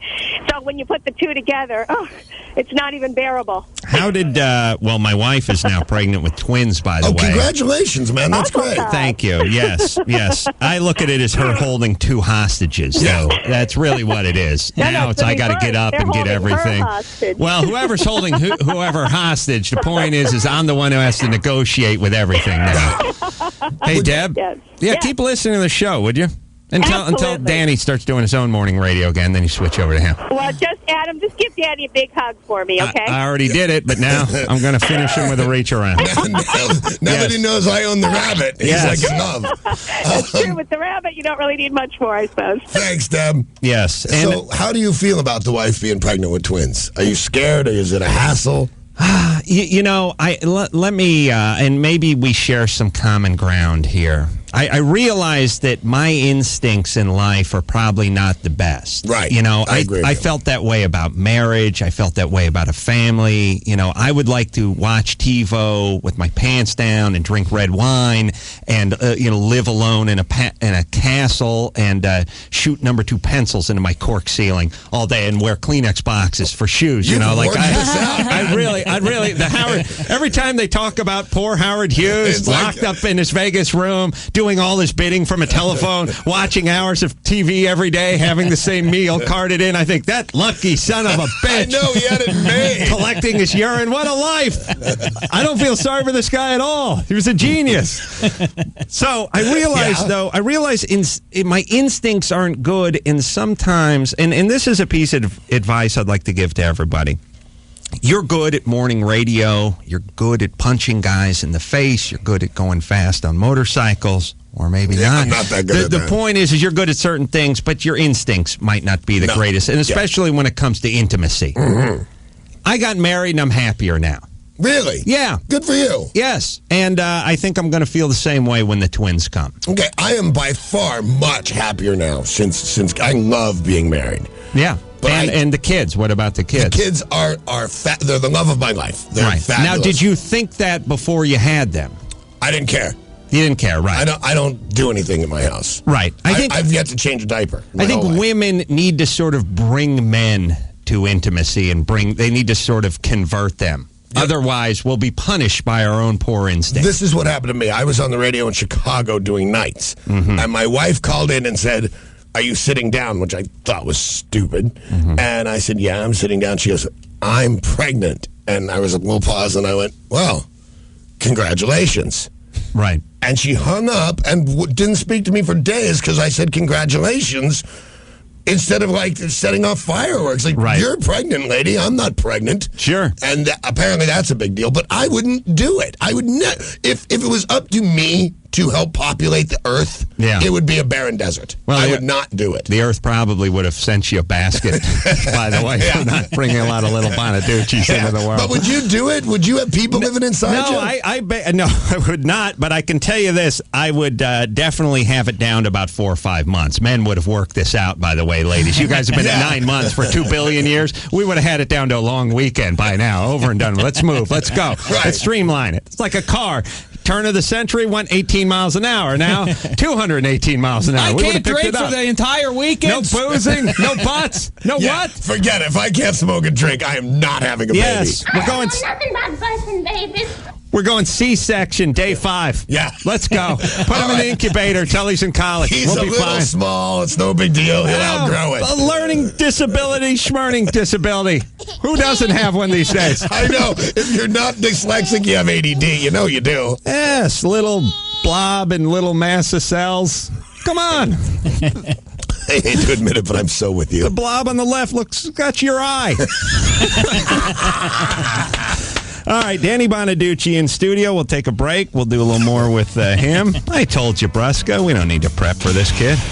We'll be right back after this. You're listening to the Adam Carolla Show. Call Adam now at 866-901-ADAM. Danny Bonaduce in studio. Thank you. Breaking Bonaduce, currently in production, season 2. I enjoyed watching the show with my wife, saying I would look at her about every 10 minutes and go, see? See? Oh, you see? I did that for so many couples. Yeah, I'm an ogre. Look at this guy. Are you kidding me? Do you see what you could have? You look at that. That's what you... I did that for so many couples. Yeah. Yeah. Oh. You could have married that guy. No, you were the antidote to the a-hole who sends the bouquet to the workplace. Yeah. You know what I mean? That's the opposite. That's our nemesis. That's the guy where, you know what Sharon got today at work? What? Larry sent her. Why? No. Just because. I swear to God, this is completely true. Yeah, you are just because. I go to the same florist all the time, and I walk in the door, and the florist looks at me and goes, "How sorry are you?" And I go, 300. He says, all right. And then I swear, the second I walk in, how sorry are you? 100, no big deal. Yeah. Me and my boyfriend developed a joke about, like, hey, it was his birthday. I'm like, hey, you want me to get you a mirror, write a Foo Fighters song on it?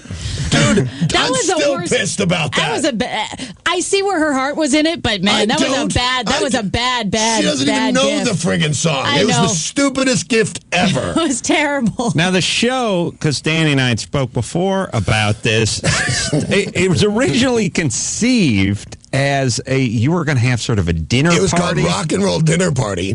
This is the part that's most bizarre about this whole tale, is how it was conceived or it was originally pitched. It would look something like this. There'd be a bunch of people, except they'd all be rock stars. Right. And I got the idea from a newspaper article that said Mick Jagger pulled up to a nightclub in his Mercedes. And I thought, who taught Mick Jagger to drive? Right. I didn't think he could drive. He drove a car all by himself. I wonder if he can play Pictionary. Right. So I came up with the idea for Rock and Roll Dinner Party.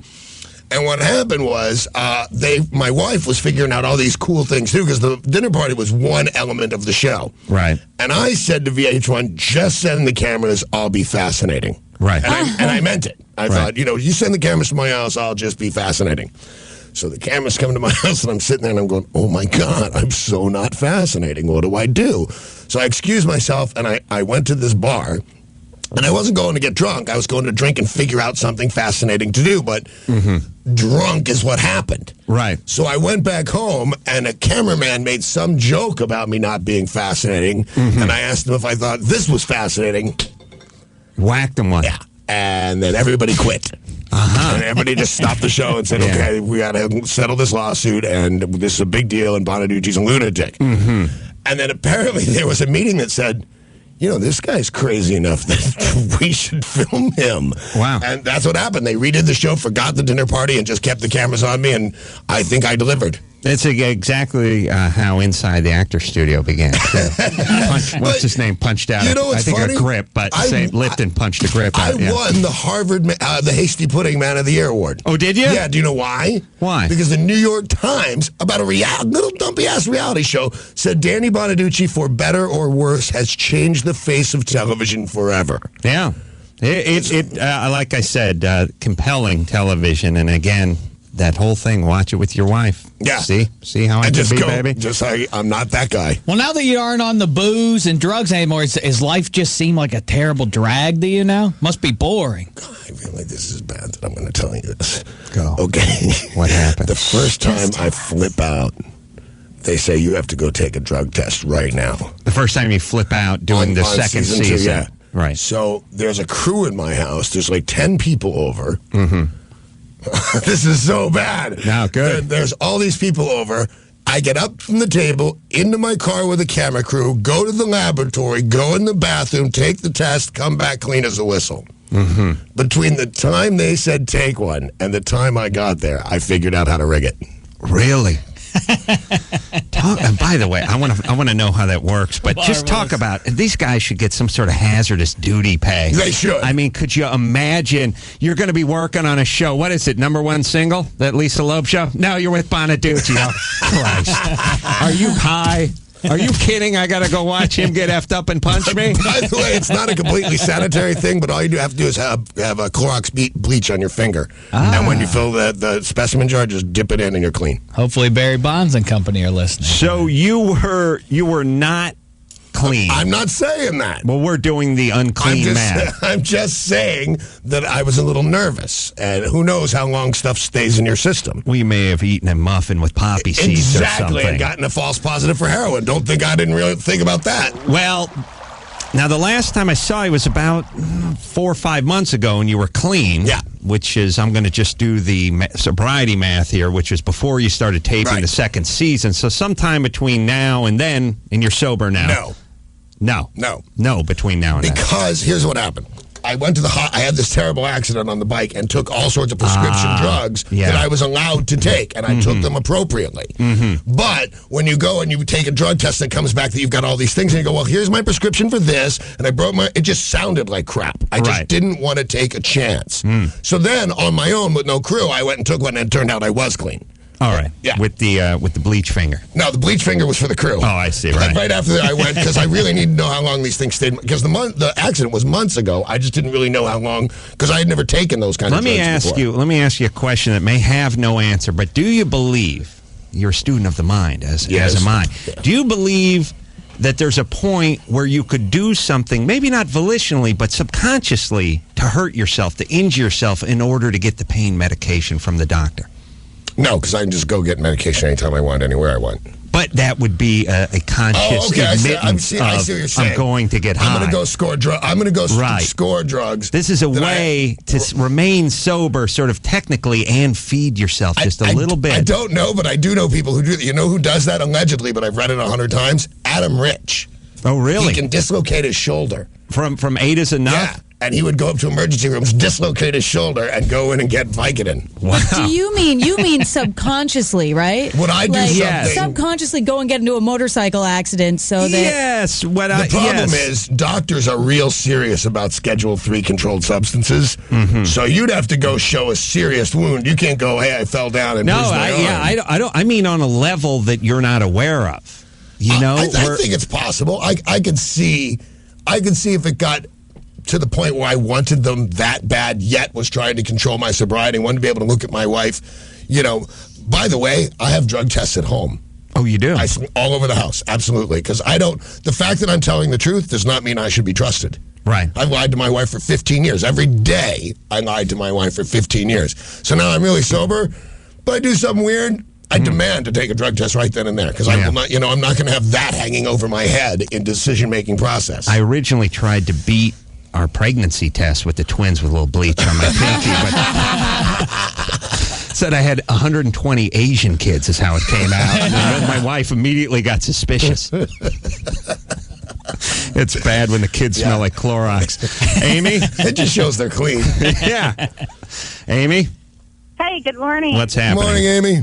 Hey, I just wanted to say how much I loved season 1, and I can't wait for season 2. Well, thank you very much. I appreciate that. You're welcome. I love Gretchen. Yeah, me too.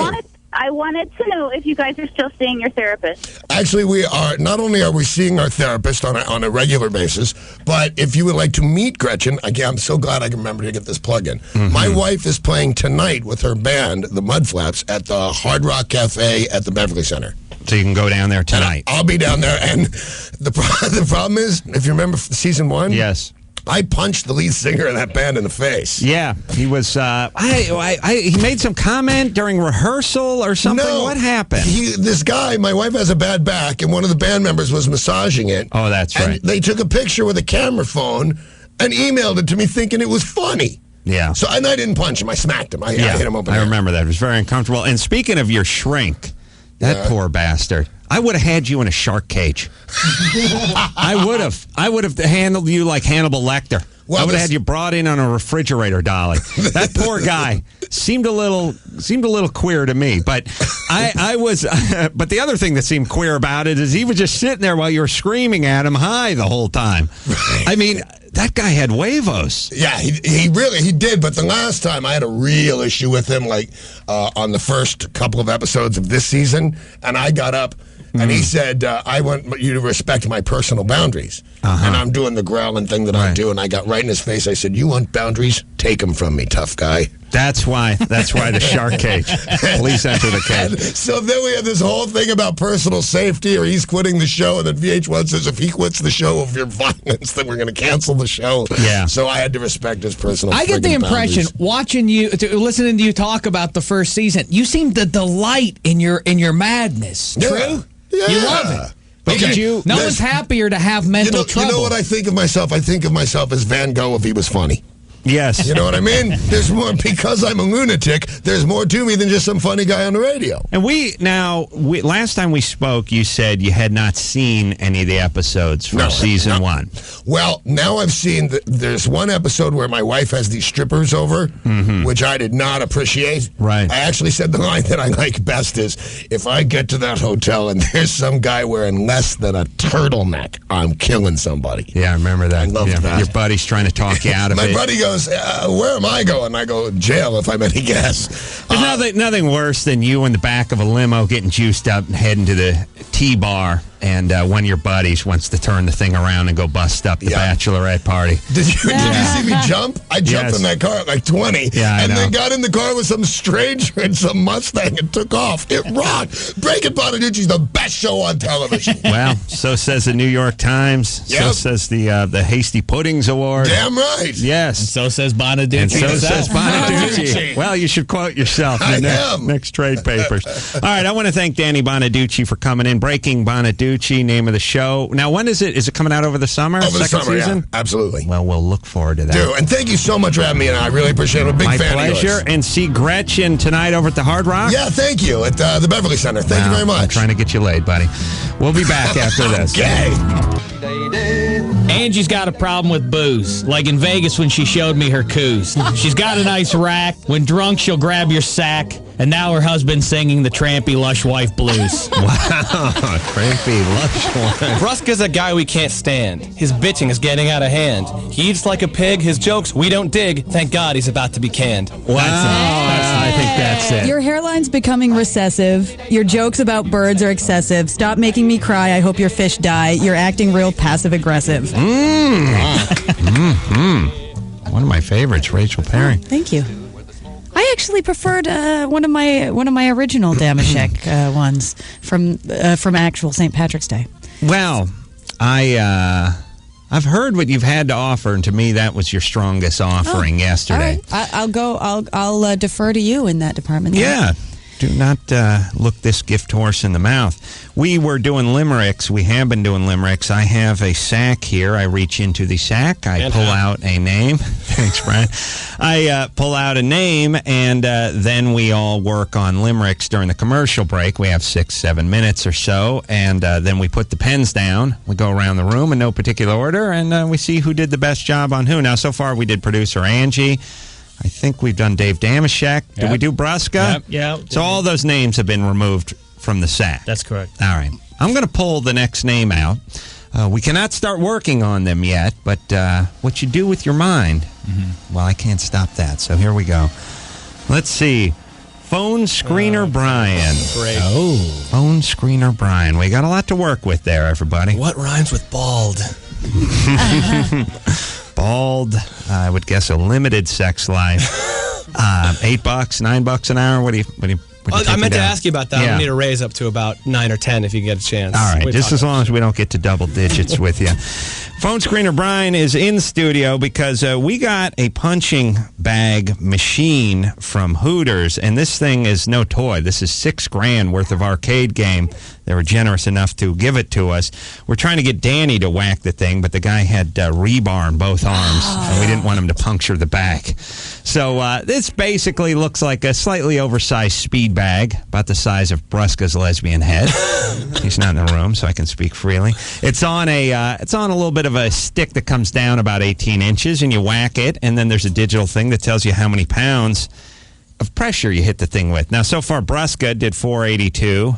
Damashek, a disappointing, that's it in the background, by the way. Damashek, a disappointing 293. I've seen him do better. I did 550. Damashek with a sweet stroke, by the way. Sweet stroke. What? But impotent. And Big Tad, so far, the clubhouse leader with 506. So, phone screener, Brian, right, here we go. Want to give it a shot? Now, again, as I was describing, this is sort of like a driving competition in golf. Perhaps your instincts are to rear back and try to crush the ball, but you could easily shank it into the woods that way. I say smooth, steady stroke might win you the long ball competition here. It's also worth noting that Brian versus Lynch is a matchup of the two greatest weaklings How dare you! within these four walls. Yes, this is Gumby versus the guy from Davy and Goliath in the claymated world. I don't know, Brian. Ooh. Not bad. Punches like a woman. Oh, please. If he beats... he's you better easily hope gonna he don't beat beat us. 293. He did. Yeah. Well, that woman just kicked your ass. 314, everybody. I missed That's a it. man. Bruska, reset the thing for us, please. I know. You didn't... Again, what you did is you reared back and tried to crush the ball 325, and you shanked it. That's all.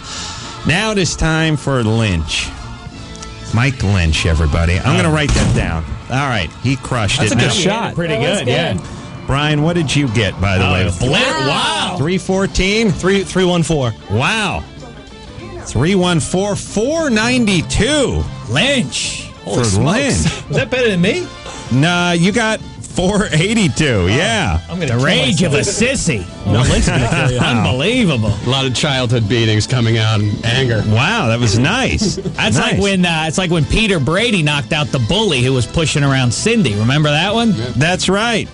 They called her Baby talk. It's a wonder you can walk. And he closed his eyes and he reared back and he punched that thing and he got a 492. Which, by the way, as I've said before, I think that's a terrible message to send to the nerds of the world. If you're a child and you're watching that, you think like, hey, I'm geeky and this guy's bullying me. I learned from TV that I should just stand up to him and punch him. Yes. Yeah, guess what? You do that in the real world, the bully beats the holy bejesus out of you. It really is. You will bleed like you've never bled before. Yes, we've sent a horrible, dangerous message to the nerds of the world, which is bullies are nothing but smoke and mirrors. Once you stand up to them, they crumble like marzipan. Now, you get a huge ass kicking is what happens. Lynch, go give Tad a push. See what he does back. Go catch up to Bonaduce in the parking lot. Tug on his pigtails, would you? All right, we will take ourselves a break. Again, phone screener Brian. The embarrassment. Wouldn't call him heavy-handed. Yeah, phone screener Brian, everybody, is the subject of our next limerick, and also we have Jason Reitman coming in studio. Thank you for smoking. Rave reviews about this new movie. Talk to him. News, sports, all coming up. You're listening to the Adam Carolla Show. Call Adam now at 866-901-ADAM. Jason Reitman coming in here in a couple of few. He's the director of Thank You for Smoking. In limited release, did the most at per screen, I believe. Did like $50-something thousand per screen last weekend. That's how they measure it, not only the gross, but how many theaters was it in. You know, because if a movie makes $20 million over the weekend and was in 500 theaters versus 3,000 theaters, obviously it's doing better than another one that's comparable. In the gross, it's making more per screen. So evidently this was the box office leader per screen and is going into a wide release. But we'll talk to Jason about that when he comes in. Now, it is time to do the limericks. I reached into my bag of tricks. I pulled out phone screener Brian, and I'm trying to think of the order. Big Tad, since you went last yesterday. Yes. Well, phone screener Brian, if I may say, first of all, he pointed out his baldness, which will be cashed in on, but also he just recently hit the punching bag in the and hit like a wussy. Right. Yes. Right. Beating you by a full 18 points. But I missed it. No kidding. Excuses. Yeah, look, when you hit a 293, you don't have to proclaim that you've missed it. We'll do the math. Or you're missing an arm. I feel shame. Yeah. All right. So I took the initiative, like you said yesterday, and I wrote a limerick. All right, here we go. There's a phone screener named Brian who has to hear all of the callers crying. He comes up with some bits that are cool and legit. He says he has a girlfriend, but we know he's lying. All right. Nice. Solid. Not bad. Not bad. Score that.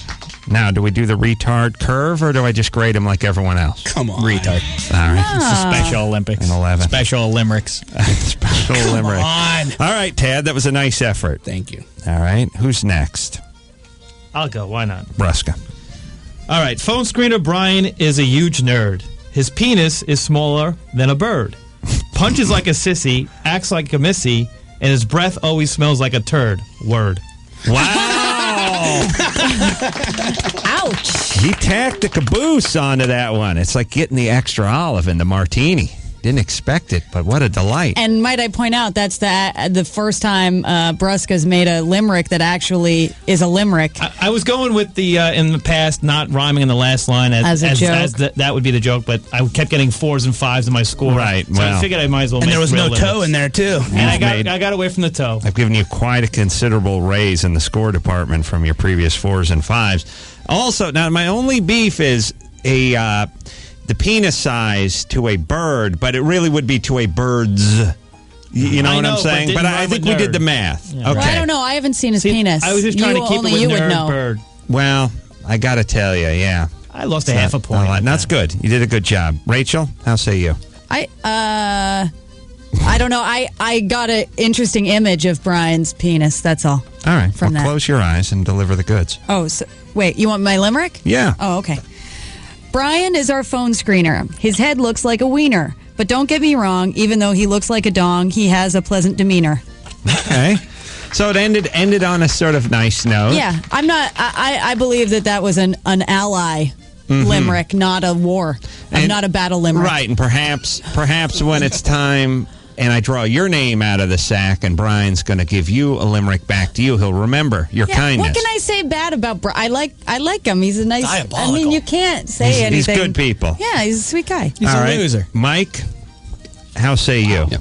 Brian's the man who screens calls. He's a big girl who likes to play with dolls. He can't punch worth a damn. He smells like old Spam, and he's balder than billiard balls. Little hiccup at the end, but man, I knew where you were going. Sorry, though, there'll have to be a deduction for that. Yeah. All right, Damashek. Brian's a guy about whom girls don't give a dang. His right hand is the only thing he can bang. His head is shinier than a pearl, and he punches like a handicapped girl. He's the ugly Sinead O'Connor with a wang. Wow. Wow. I would say that Brian's actually prettier than Sinead O'Connor, but Very difficult. Damn right. Very difficult. Certainly in the Lord's eyes. Bill? That was tough to follow. Gay, pre-op, board-op, Bill?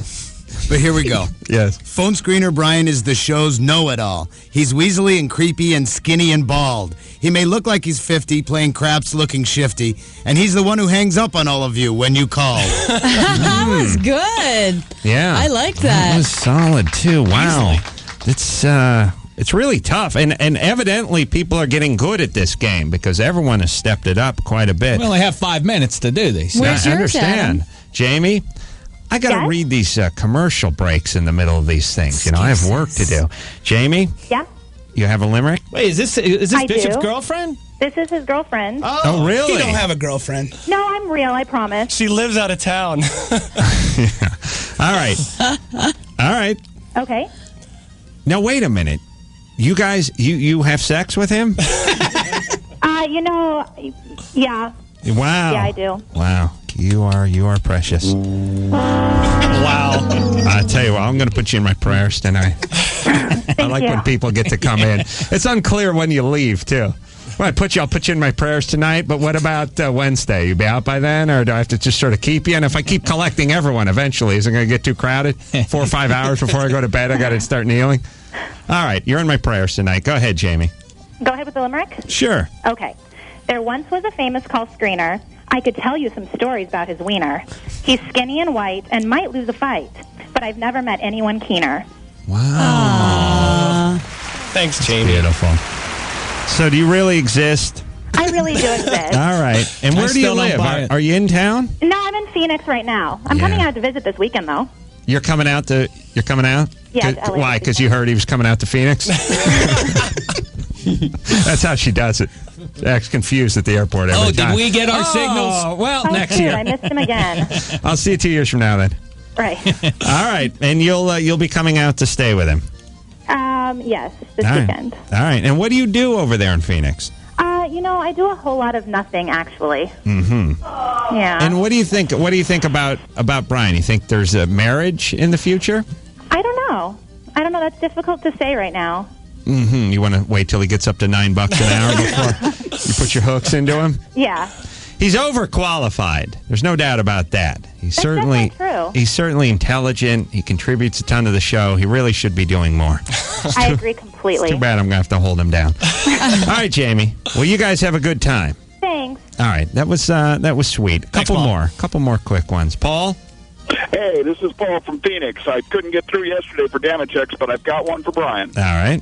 Okay.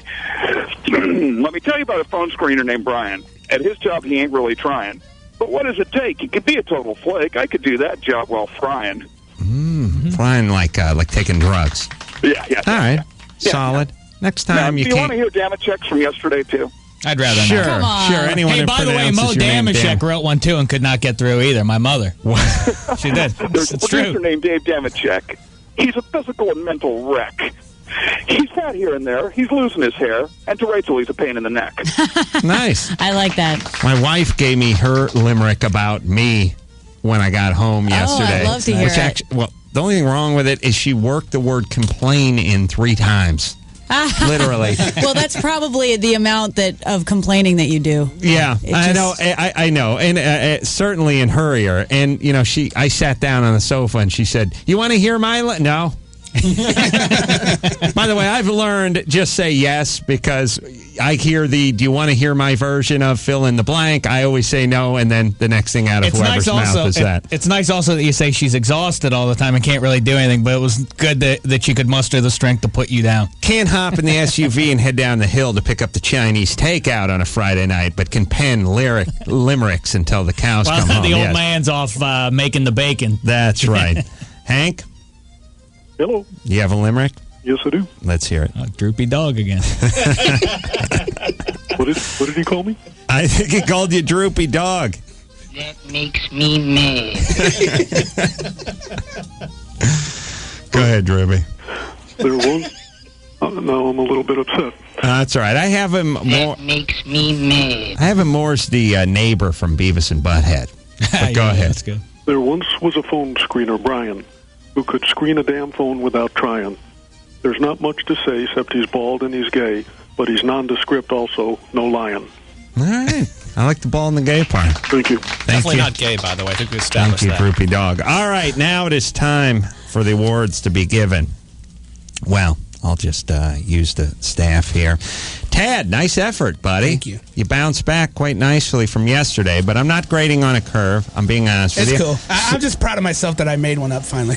Yeah. Well, don't overdo it. Okay. And give me some coffee. 7.3. Wow. Thank solid. you. It was solid. Thank you. Brusca. Brusca is like a horse that never finished better than sixth its entire career, and then all of a sudden ran the race of his life. 9.3 to Brusca. Thank you. Rachel, solid. You've done better, but solid, 8.1. Thank you. Mike, the hiccup on the cue ball, I think, at the end is what cost you 7.9. Damashek, what can I say? 9.4. You just nosed out. You just nosed out Brusca. I have a complaint about solid. the lesbian and his garanimals. Didn't the lesbian sports guy use wang twice in his limerick? No, I didn't. Bang. Oh, bang and wang. Okay. He did a nice job. What it was is you had a great day and he just had an even better day. Wow. Nice, Brusca got something wrong? Brusca. Shocking. Brusca. And also Bill. Pre-op, gay board op, Bill. 9.2, solid, but just not enough to just nipped by Brusco, who came in second. Not a bad job. All right, it is now time to do the news and then the sports. First, the news with Rachel Perry.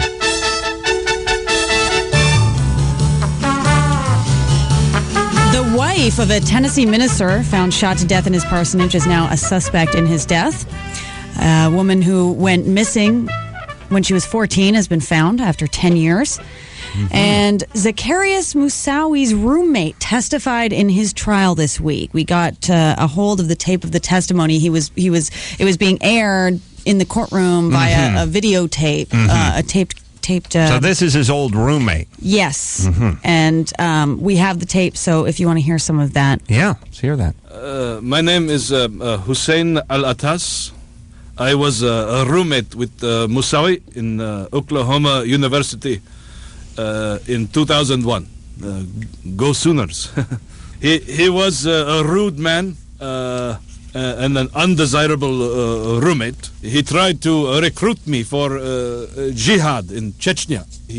We did not get along. I come home and he has eaten all of my honey bunches of oats. They were clearly marked with my name in marker on masking tape. He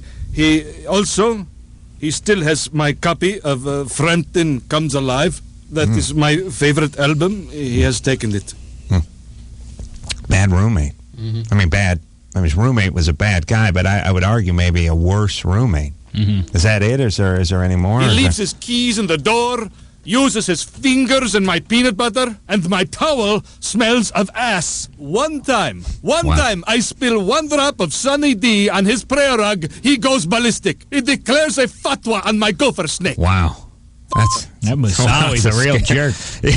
Like I said, he's no friend of the United States, but he's a bad roommate as well. Is that it? Oh, wait, there's more? Yes. Oh, boy. Hear that.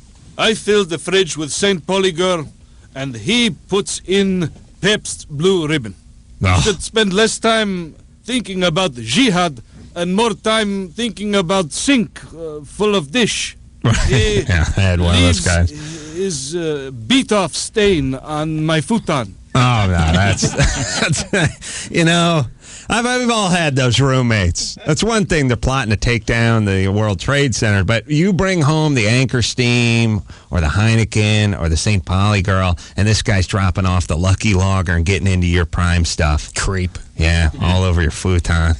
It's a bad guy. Terrible. Man. Is that it? We done with him? Yeah, that's enough. Yeah. Randy Quaid is apparently suing Brokeback Mountain because he thinks that they used him, like they brought him into the movie, by saying, oh, it's just an art picture and nobody's making any money off this, and it's just, we're not gonna, nobody's getting paid, and he just thought they wanted big talent, and now, like, the movie, I think it's up to $160 million. He's suing for like $10 million. Yeah. I mean, I see his point, but at the same time, like, dude, you were in just an amazing movie. Yeah. I wish I knew how to quit you. Which should be payment enough, but the guy's a working actor. I kind of see his point. Yeah. They bring in, they say it's just an art house thing, and the next thing you know, they're over $100 million. You would think that they would put that in the contract, the original contract. Like, okay, if it does end up getting more, well, that's money. That's why I always say when I'm doing a movie like that, you gotta catch me in the back end. Come on, where's the hi-hat? I wish I knew how to quit you. I need some back end. I need to see a little back end. You know what I mean? Where's the back end? I'll give you some back end. I got K-Fed's new song. Oh, that's going to be great. Posted on his MySpace site. If you want to, I don't know, we've got a clip, but then we've got the full song, which actually has like all this other stuff. He goes off about In Touch magazine and like the tabloids and stuff. Do you want to just start playing it and I'll talk over it and let it go? Sure. All right, just start playing it. We'll just keep talking. I got to warn you, though, I might not be able to help myself from dancing. All right? Well, there you go. Crazy. This is for the haters. For the haters, so you know. That's the way to start. Only. Yeah. So basically for everyone. This is a song for everyone is what he's saying. Well, we all said he couldn't crap out a horrible rhyme, and I guess we were wrong. I mean, we're right. Here's how you know you're old. It all sounds the same to me. No, it doesn't sound any worse than anything else.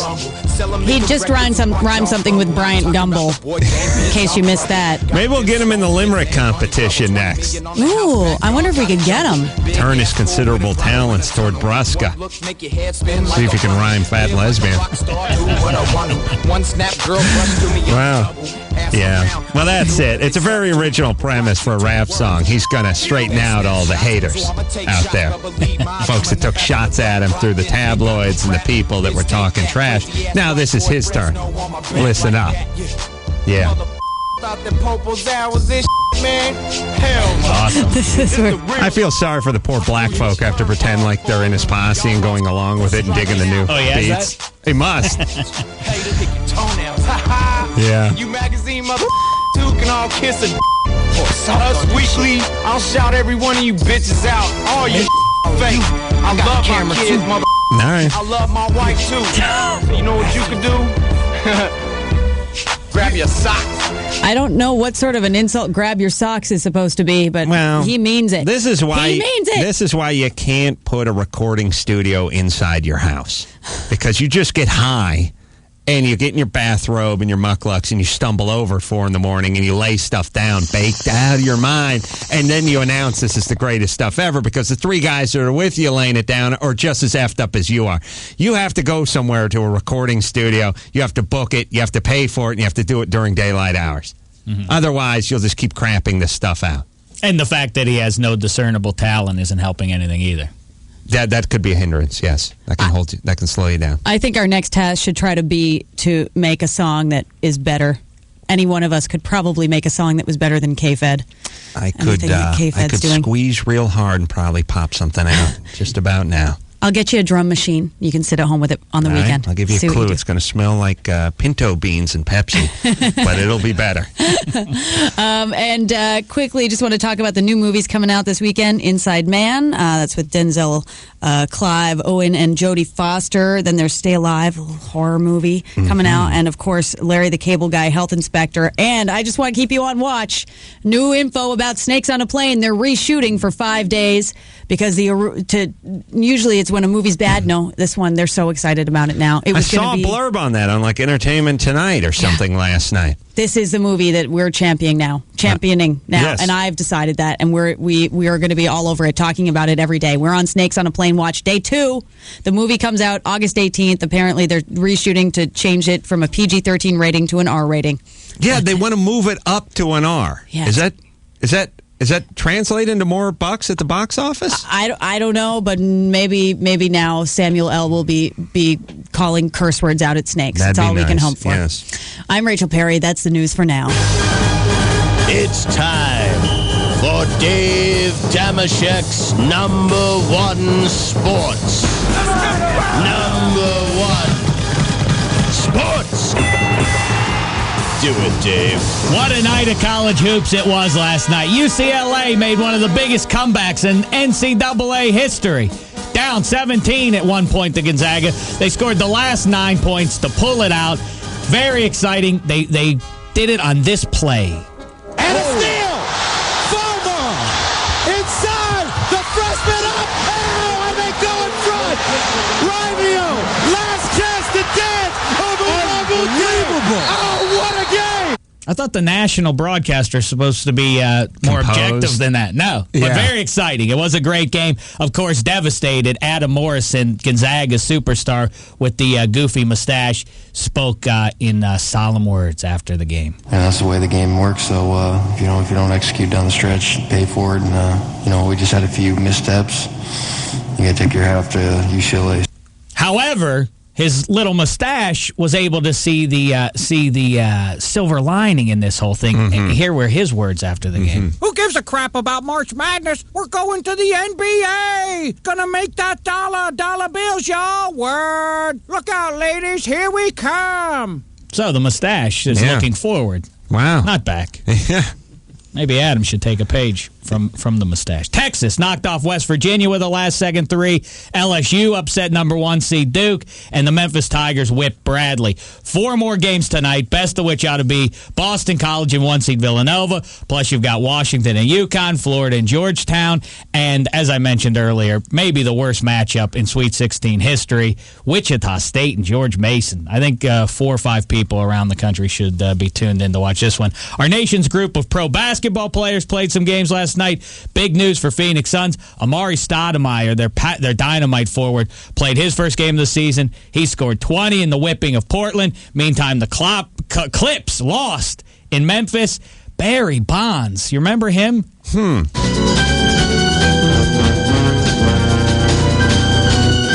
planning on suing. I believe that's the Incredible Hulk theme. I don't know what that would have to do. Oh, I see. Because he's a monster. Yes. Artificially created monster.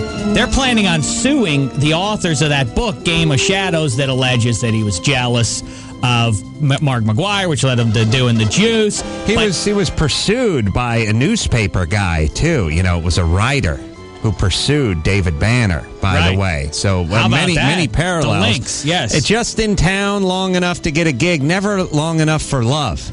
My whole thing would be just enough time for some love, and then I got to split. Get out. Yeah, make it a quick one, but then just a little oral, and I'm gone, doesn't baby. Have to be with the rose petals leading up the I'm stairs. on the road. No, don't light any candles. Right. No time for love. Right. Just enough time for a little bit of love. Yes. Don't make me angry. But the best thing about Bonds... Keep the door Bonds, shut. I'll use the mail slot. Here's the good thing. Here's the good thing about Bonds. No time for love. They're not suing because it's libel. They're not saying that anything in the book is untrue. Mm-hmm. They're saying that they want to get some loot from the book. So obviously they're not even denying that he did that. They're just saying they want some loot. That's true. Wow. And since it is tournament time, I did want to do one thing here.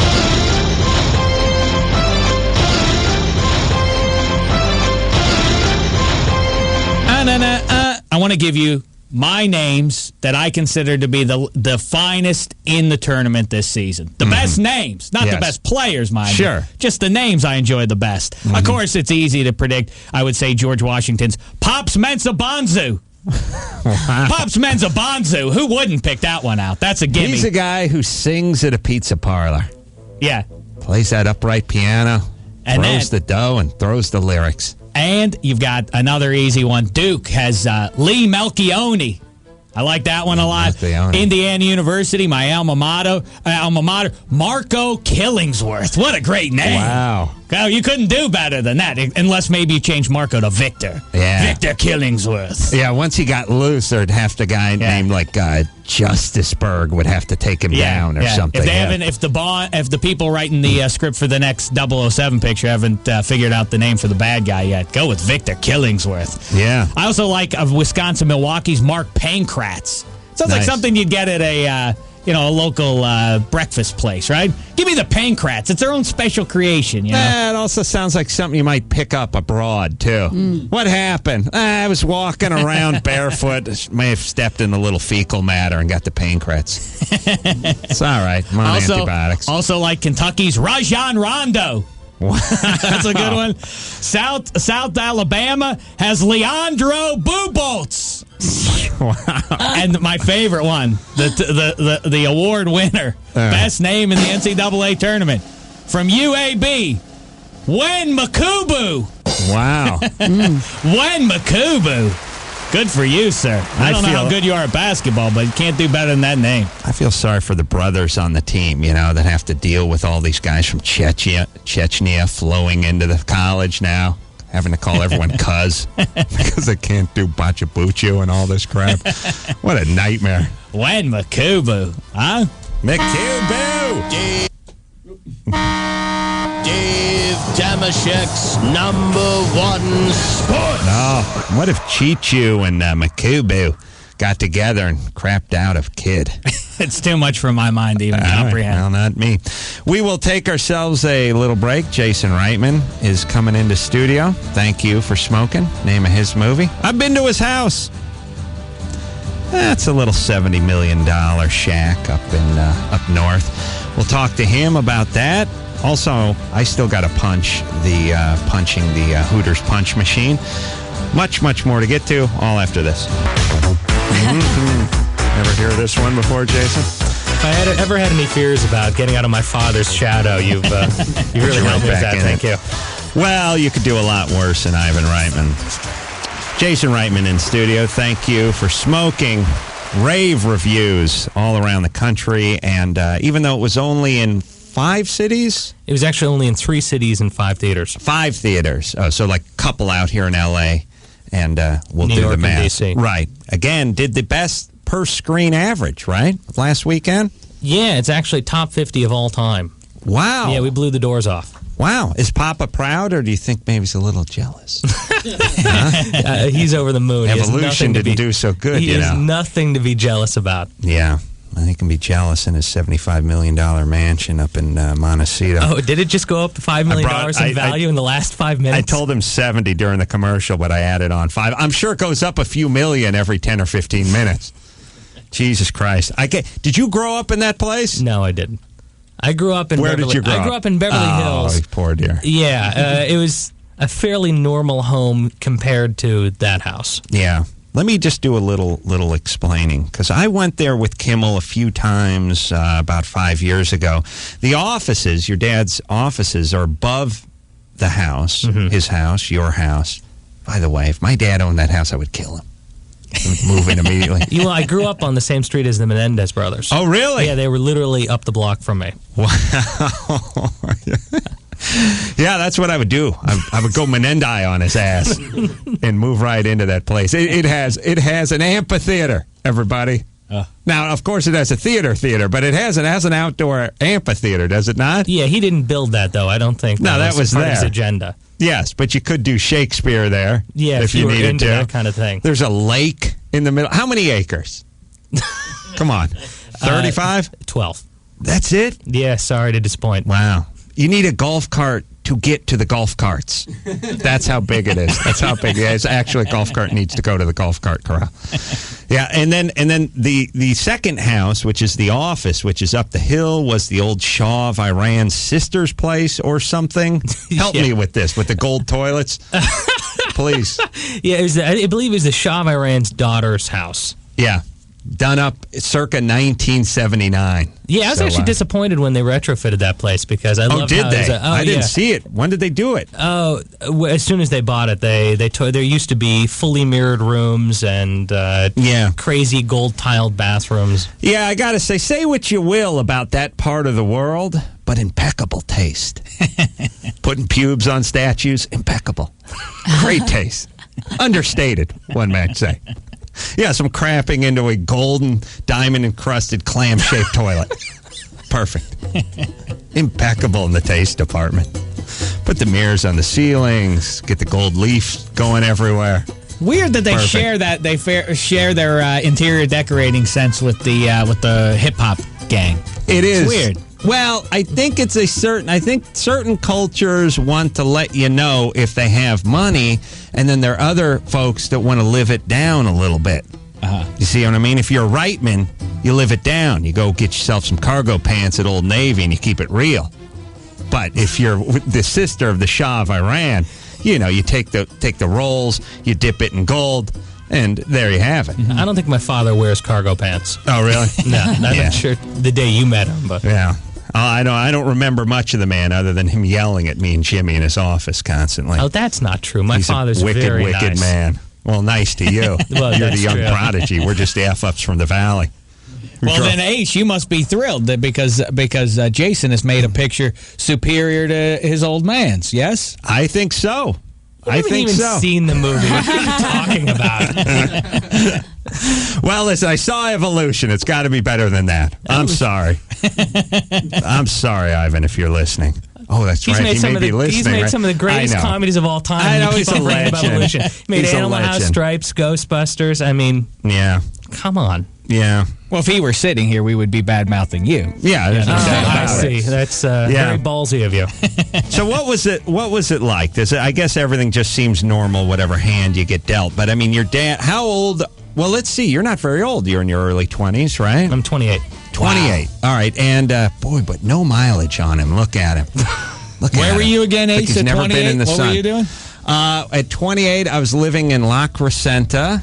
I was working, teaching boxing at a gym, and then swinging a hammer in the afternoons, doing a little building and trying to get car insurance. That's basically what I've been doing for the last few years. I know. No, it's rough. Now, so your dad, so Animal House comes out, and then how old are you when Ghostbusters 7 years old.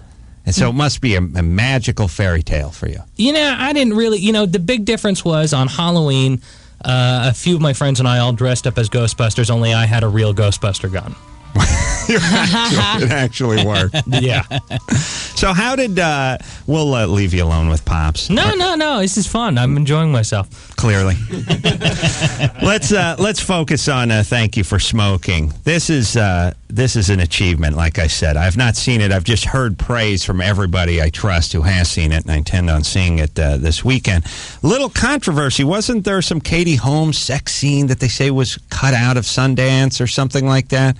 What happened was at the Sundance Film Festival, there's a scene with Katie and Aaron. It's a sex scene. It accidentally got cut out by a projectionist due to a very technical, boring reason. But 2 days later, the LA Times printed an article saying, was it the Scientologists or the Mormons who cut it out? Right. And then it just caught fire. By the following day, I was answering the question, is it true that Tom Cruise called you personally to have you cut out the footage? And it just took fire. And the thing is, people... And it's back in. I mean...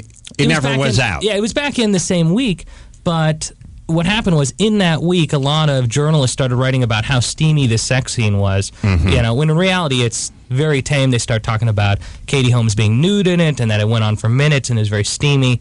So now when people see the film, they still think it was cut out because the actual scene is so tame. It can't live up to why it was cut out, allegedly. I went on a college tour for the last 2 months showing this film around the country, and...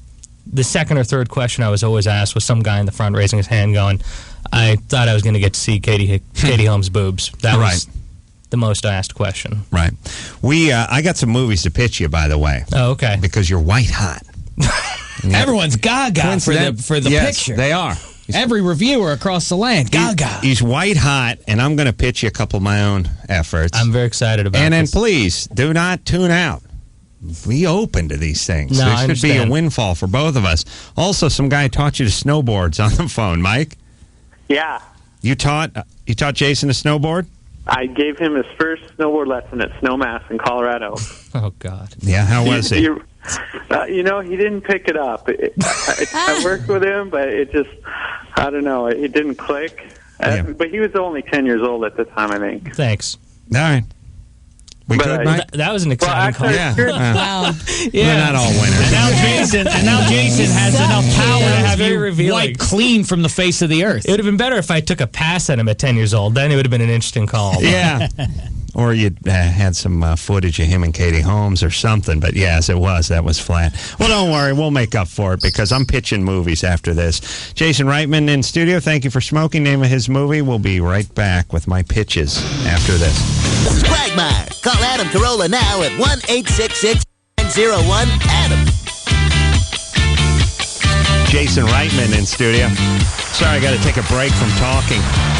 Yakking Jason's ear off during the break about my movie pitches. Thank you for smoking. The name of his latest film it's going into wide release this weekend, or when does it go into this the weekend? big We're going to be stuff? This weekend we're going to be in 10 cities, and we'll be wide by April 7th. Mm-hmm. Now, is there a certain strategy to building it slowly, keeping the buzz alive, rather than just it did good enough last weekend? I think just to go nationwide, go in 5,000 theaters.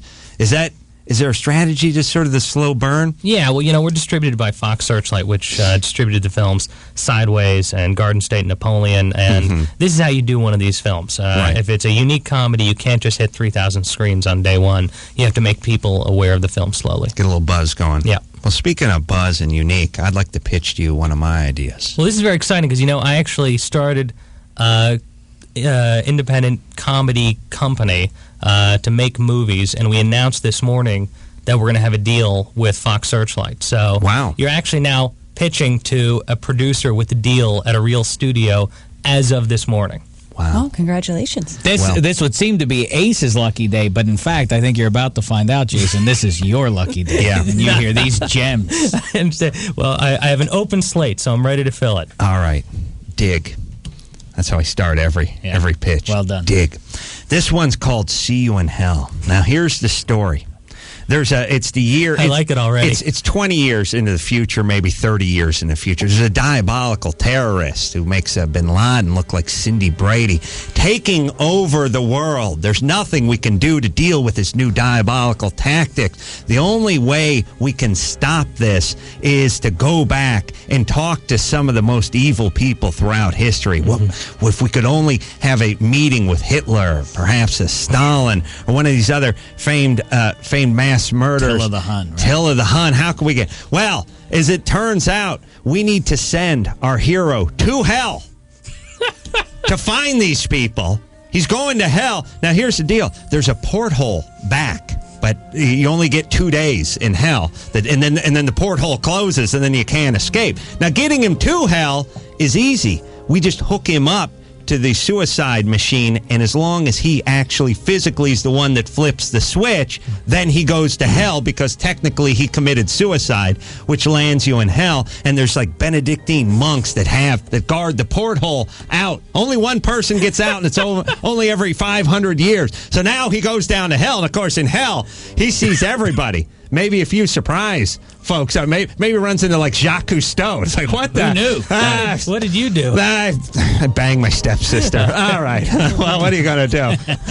You just, you find out there's some new faces in there, but you got to find the Hitlers. You got to find, the Stalins and these men of the world to sit down with them. Along the way, love is found. I was about to ask. Beautiful woman committed suicide at 19. High on drugs. There's a lot of suicide in this movie. Well, we'll work it out. Distraught over a boyfriend, a beautiful young woman, been in hell. Maybe she's from a different time. Maybe it's been in there for 300-400 years, but she's in hell, and they find love. Now, the only one person can leave. Does our hero leave with the information to thwart the terrorists? Or does he pass the information along to the young, beautiful woman who's never really lived? She's just a kid. Eternity in hell, and send her out through the porthole. Interesting. I don't know what the goddamn answer is. The ending is that by giving the gift, No, the gift of you go through the porthole. He's redeemed himself. Yes, and that's now he ascends to heaven. The selfless act. Right. Yes, has gotten him out of hell too. I'd like to think of Jean-Claude Van Damme in the lead role too. By the way, I was about to ask. So Van Damme is your hero. Yeah. Do you think maybe instead of Jacques Cousteau's going to play himself? Okay.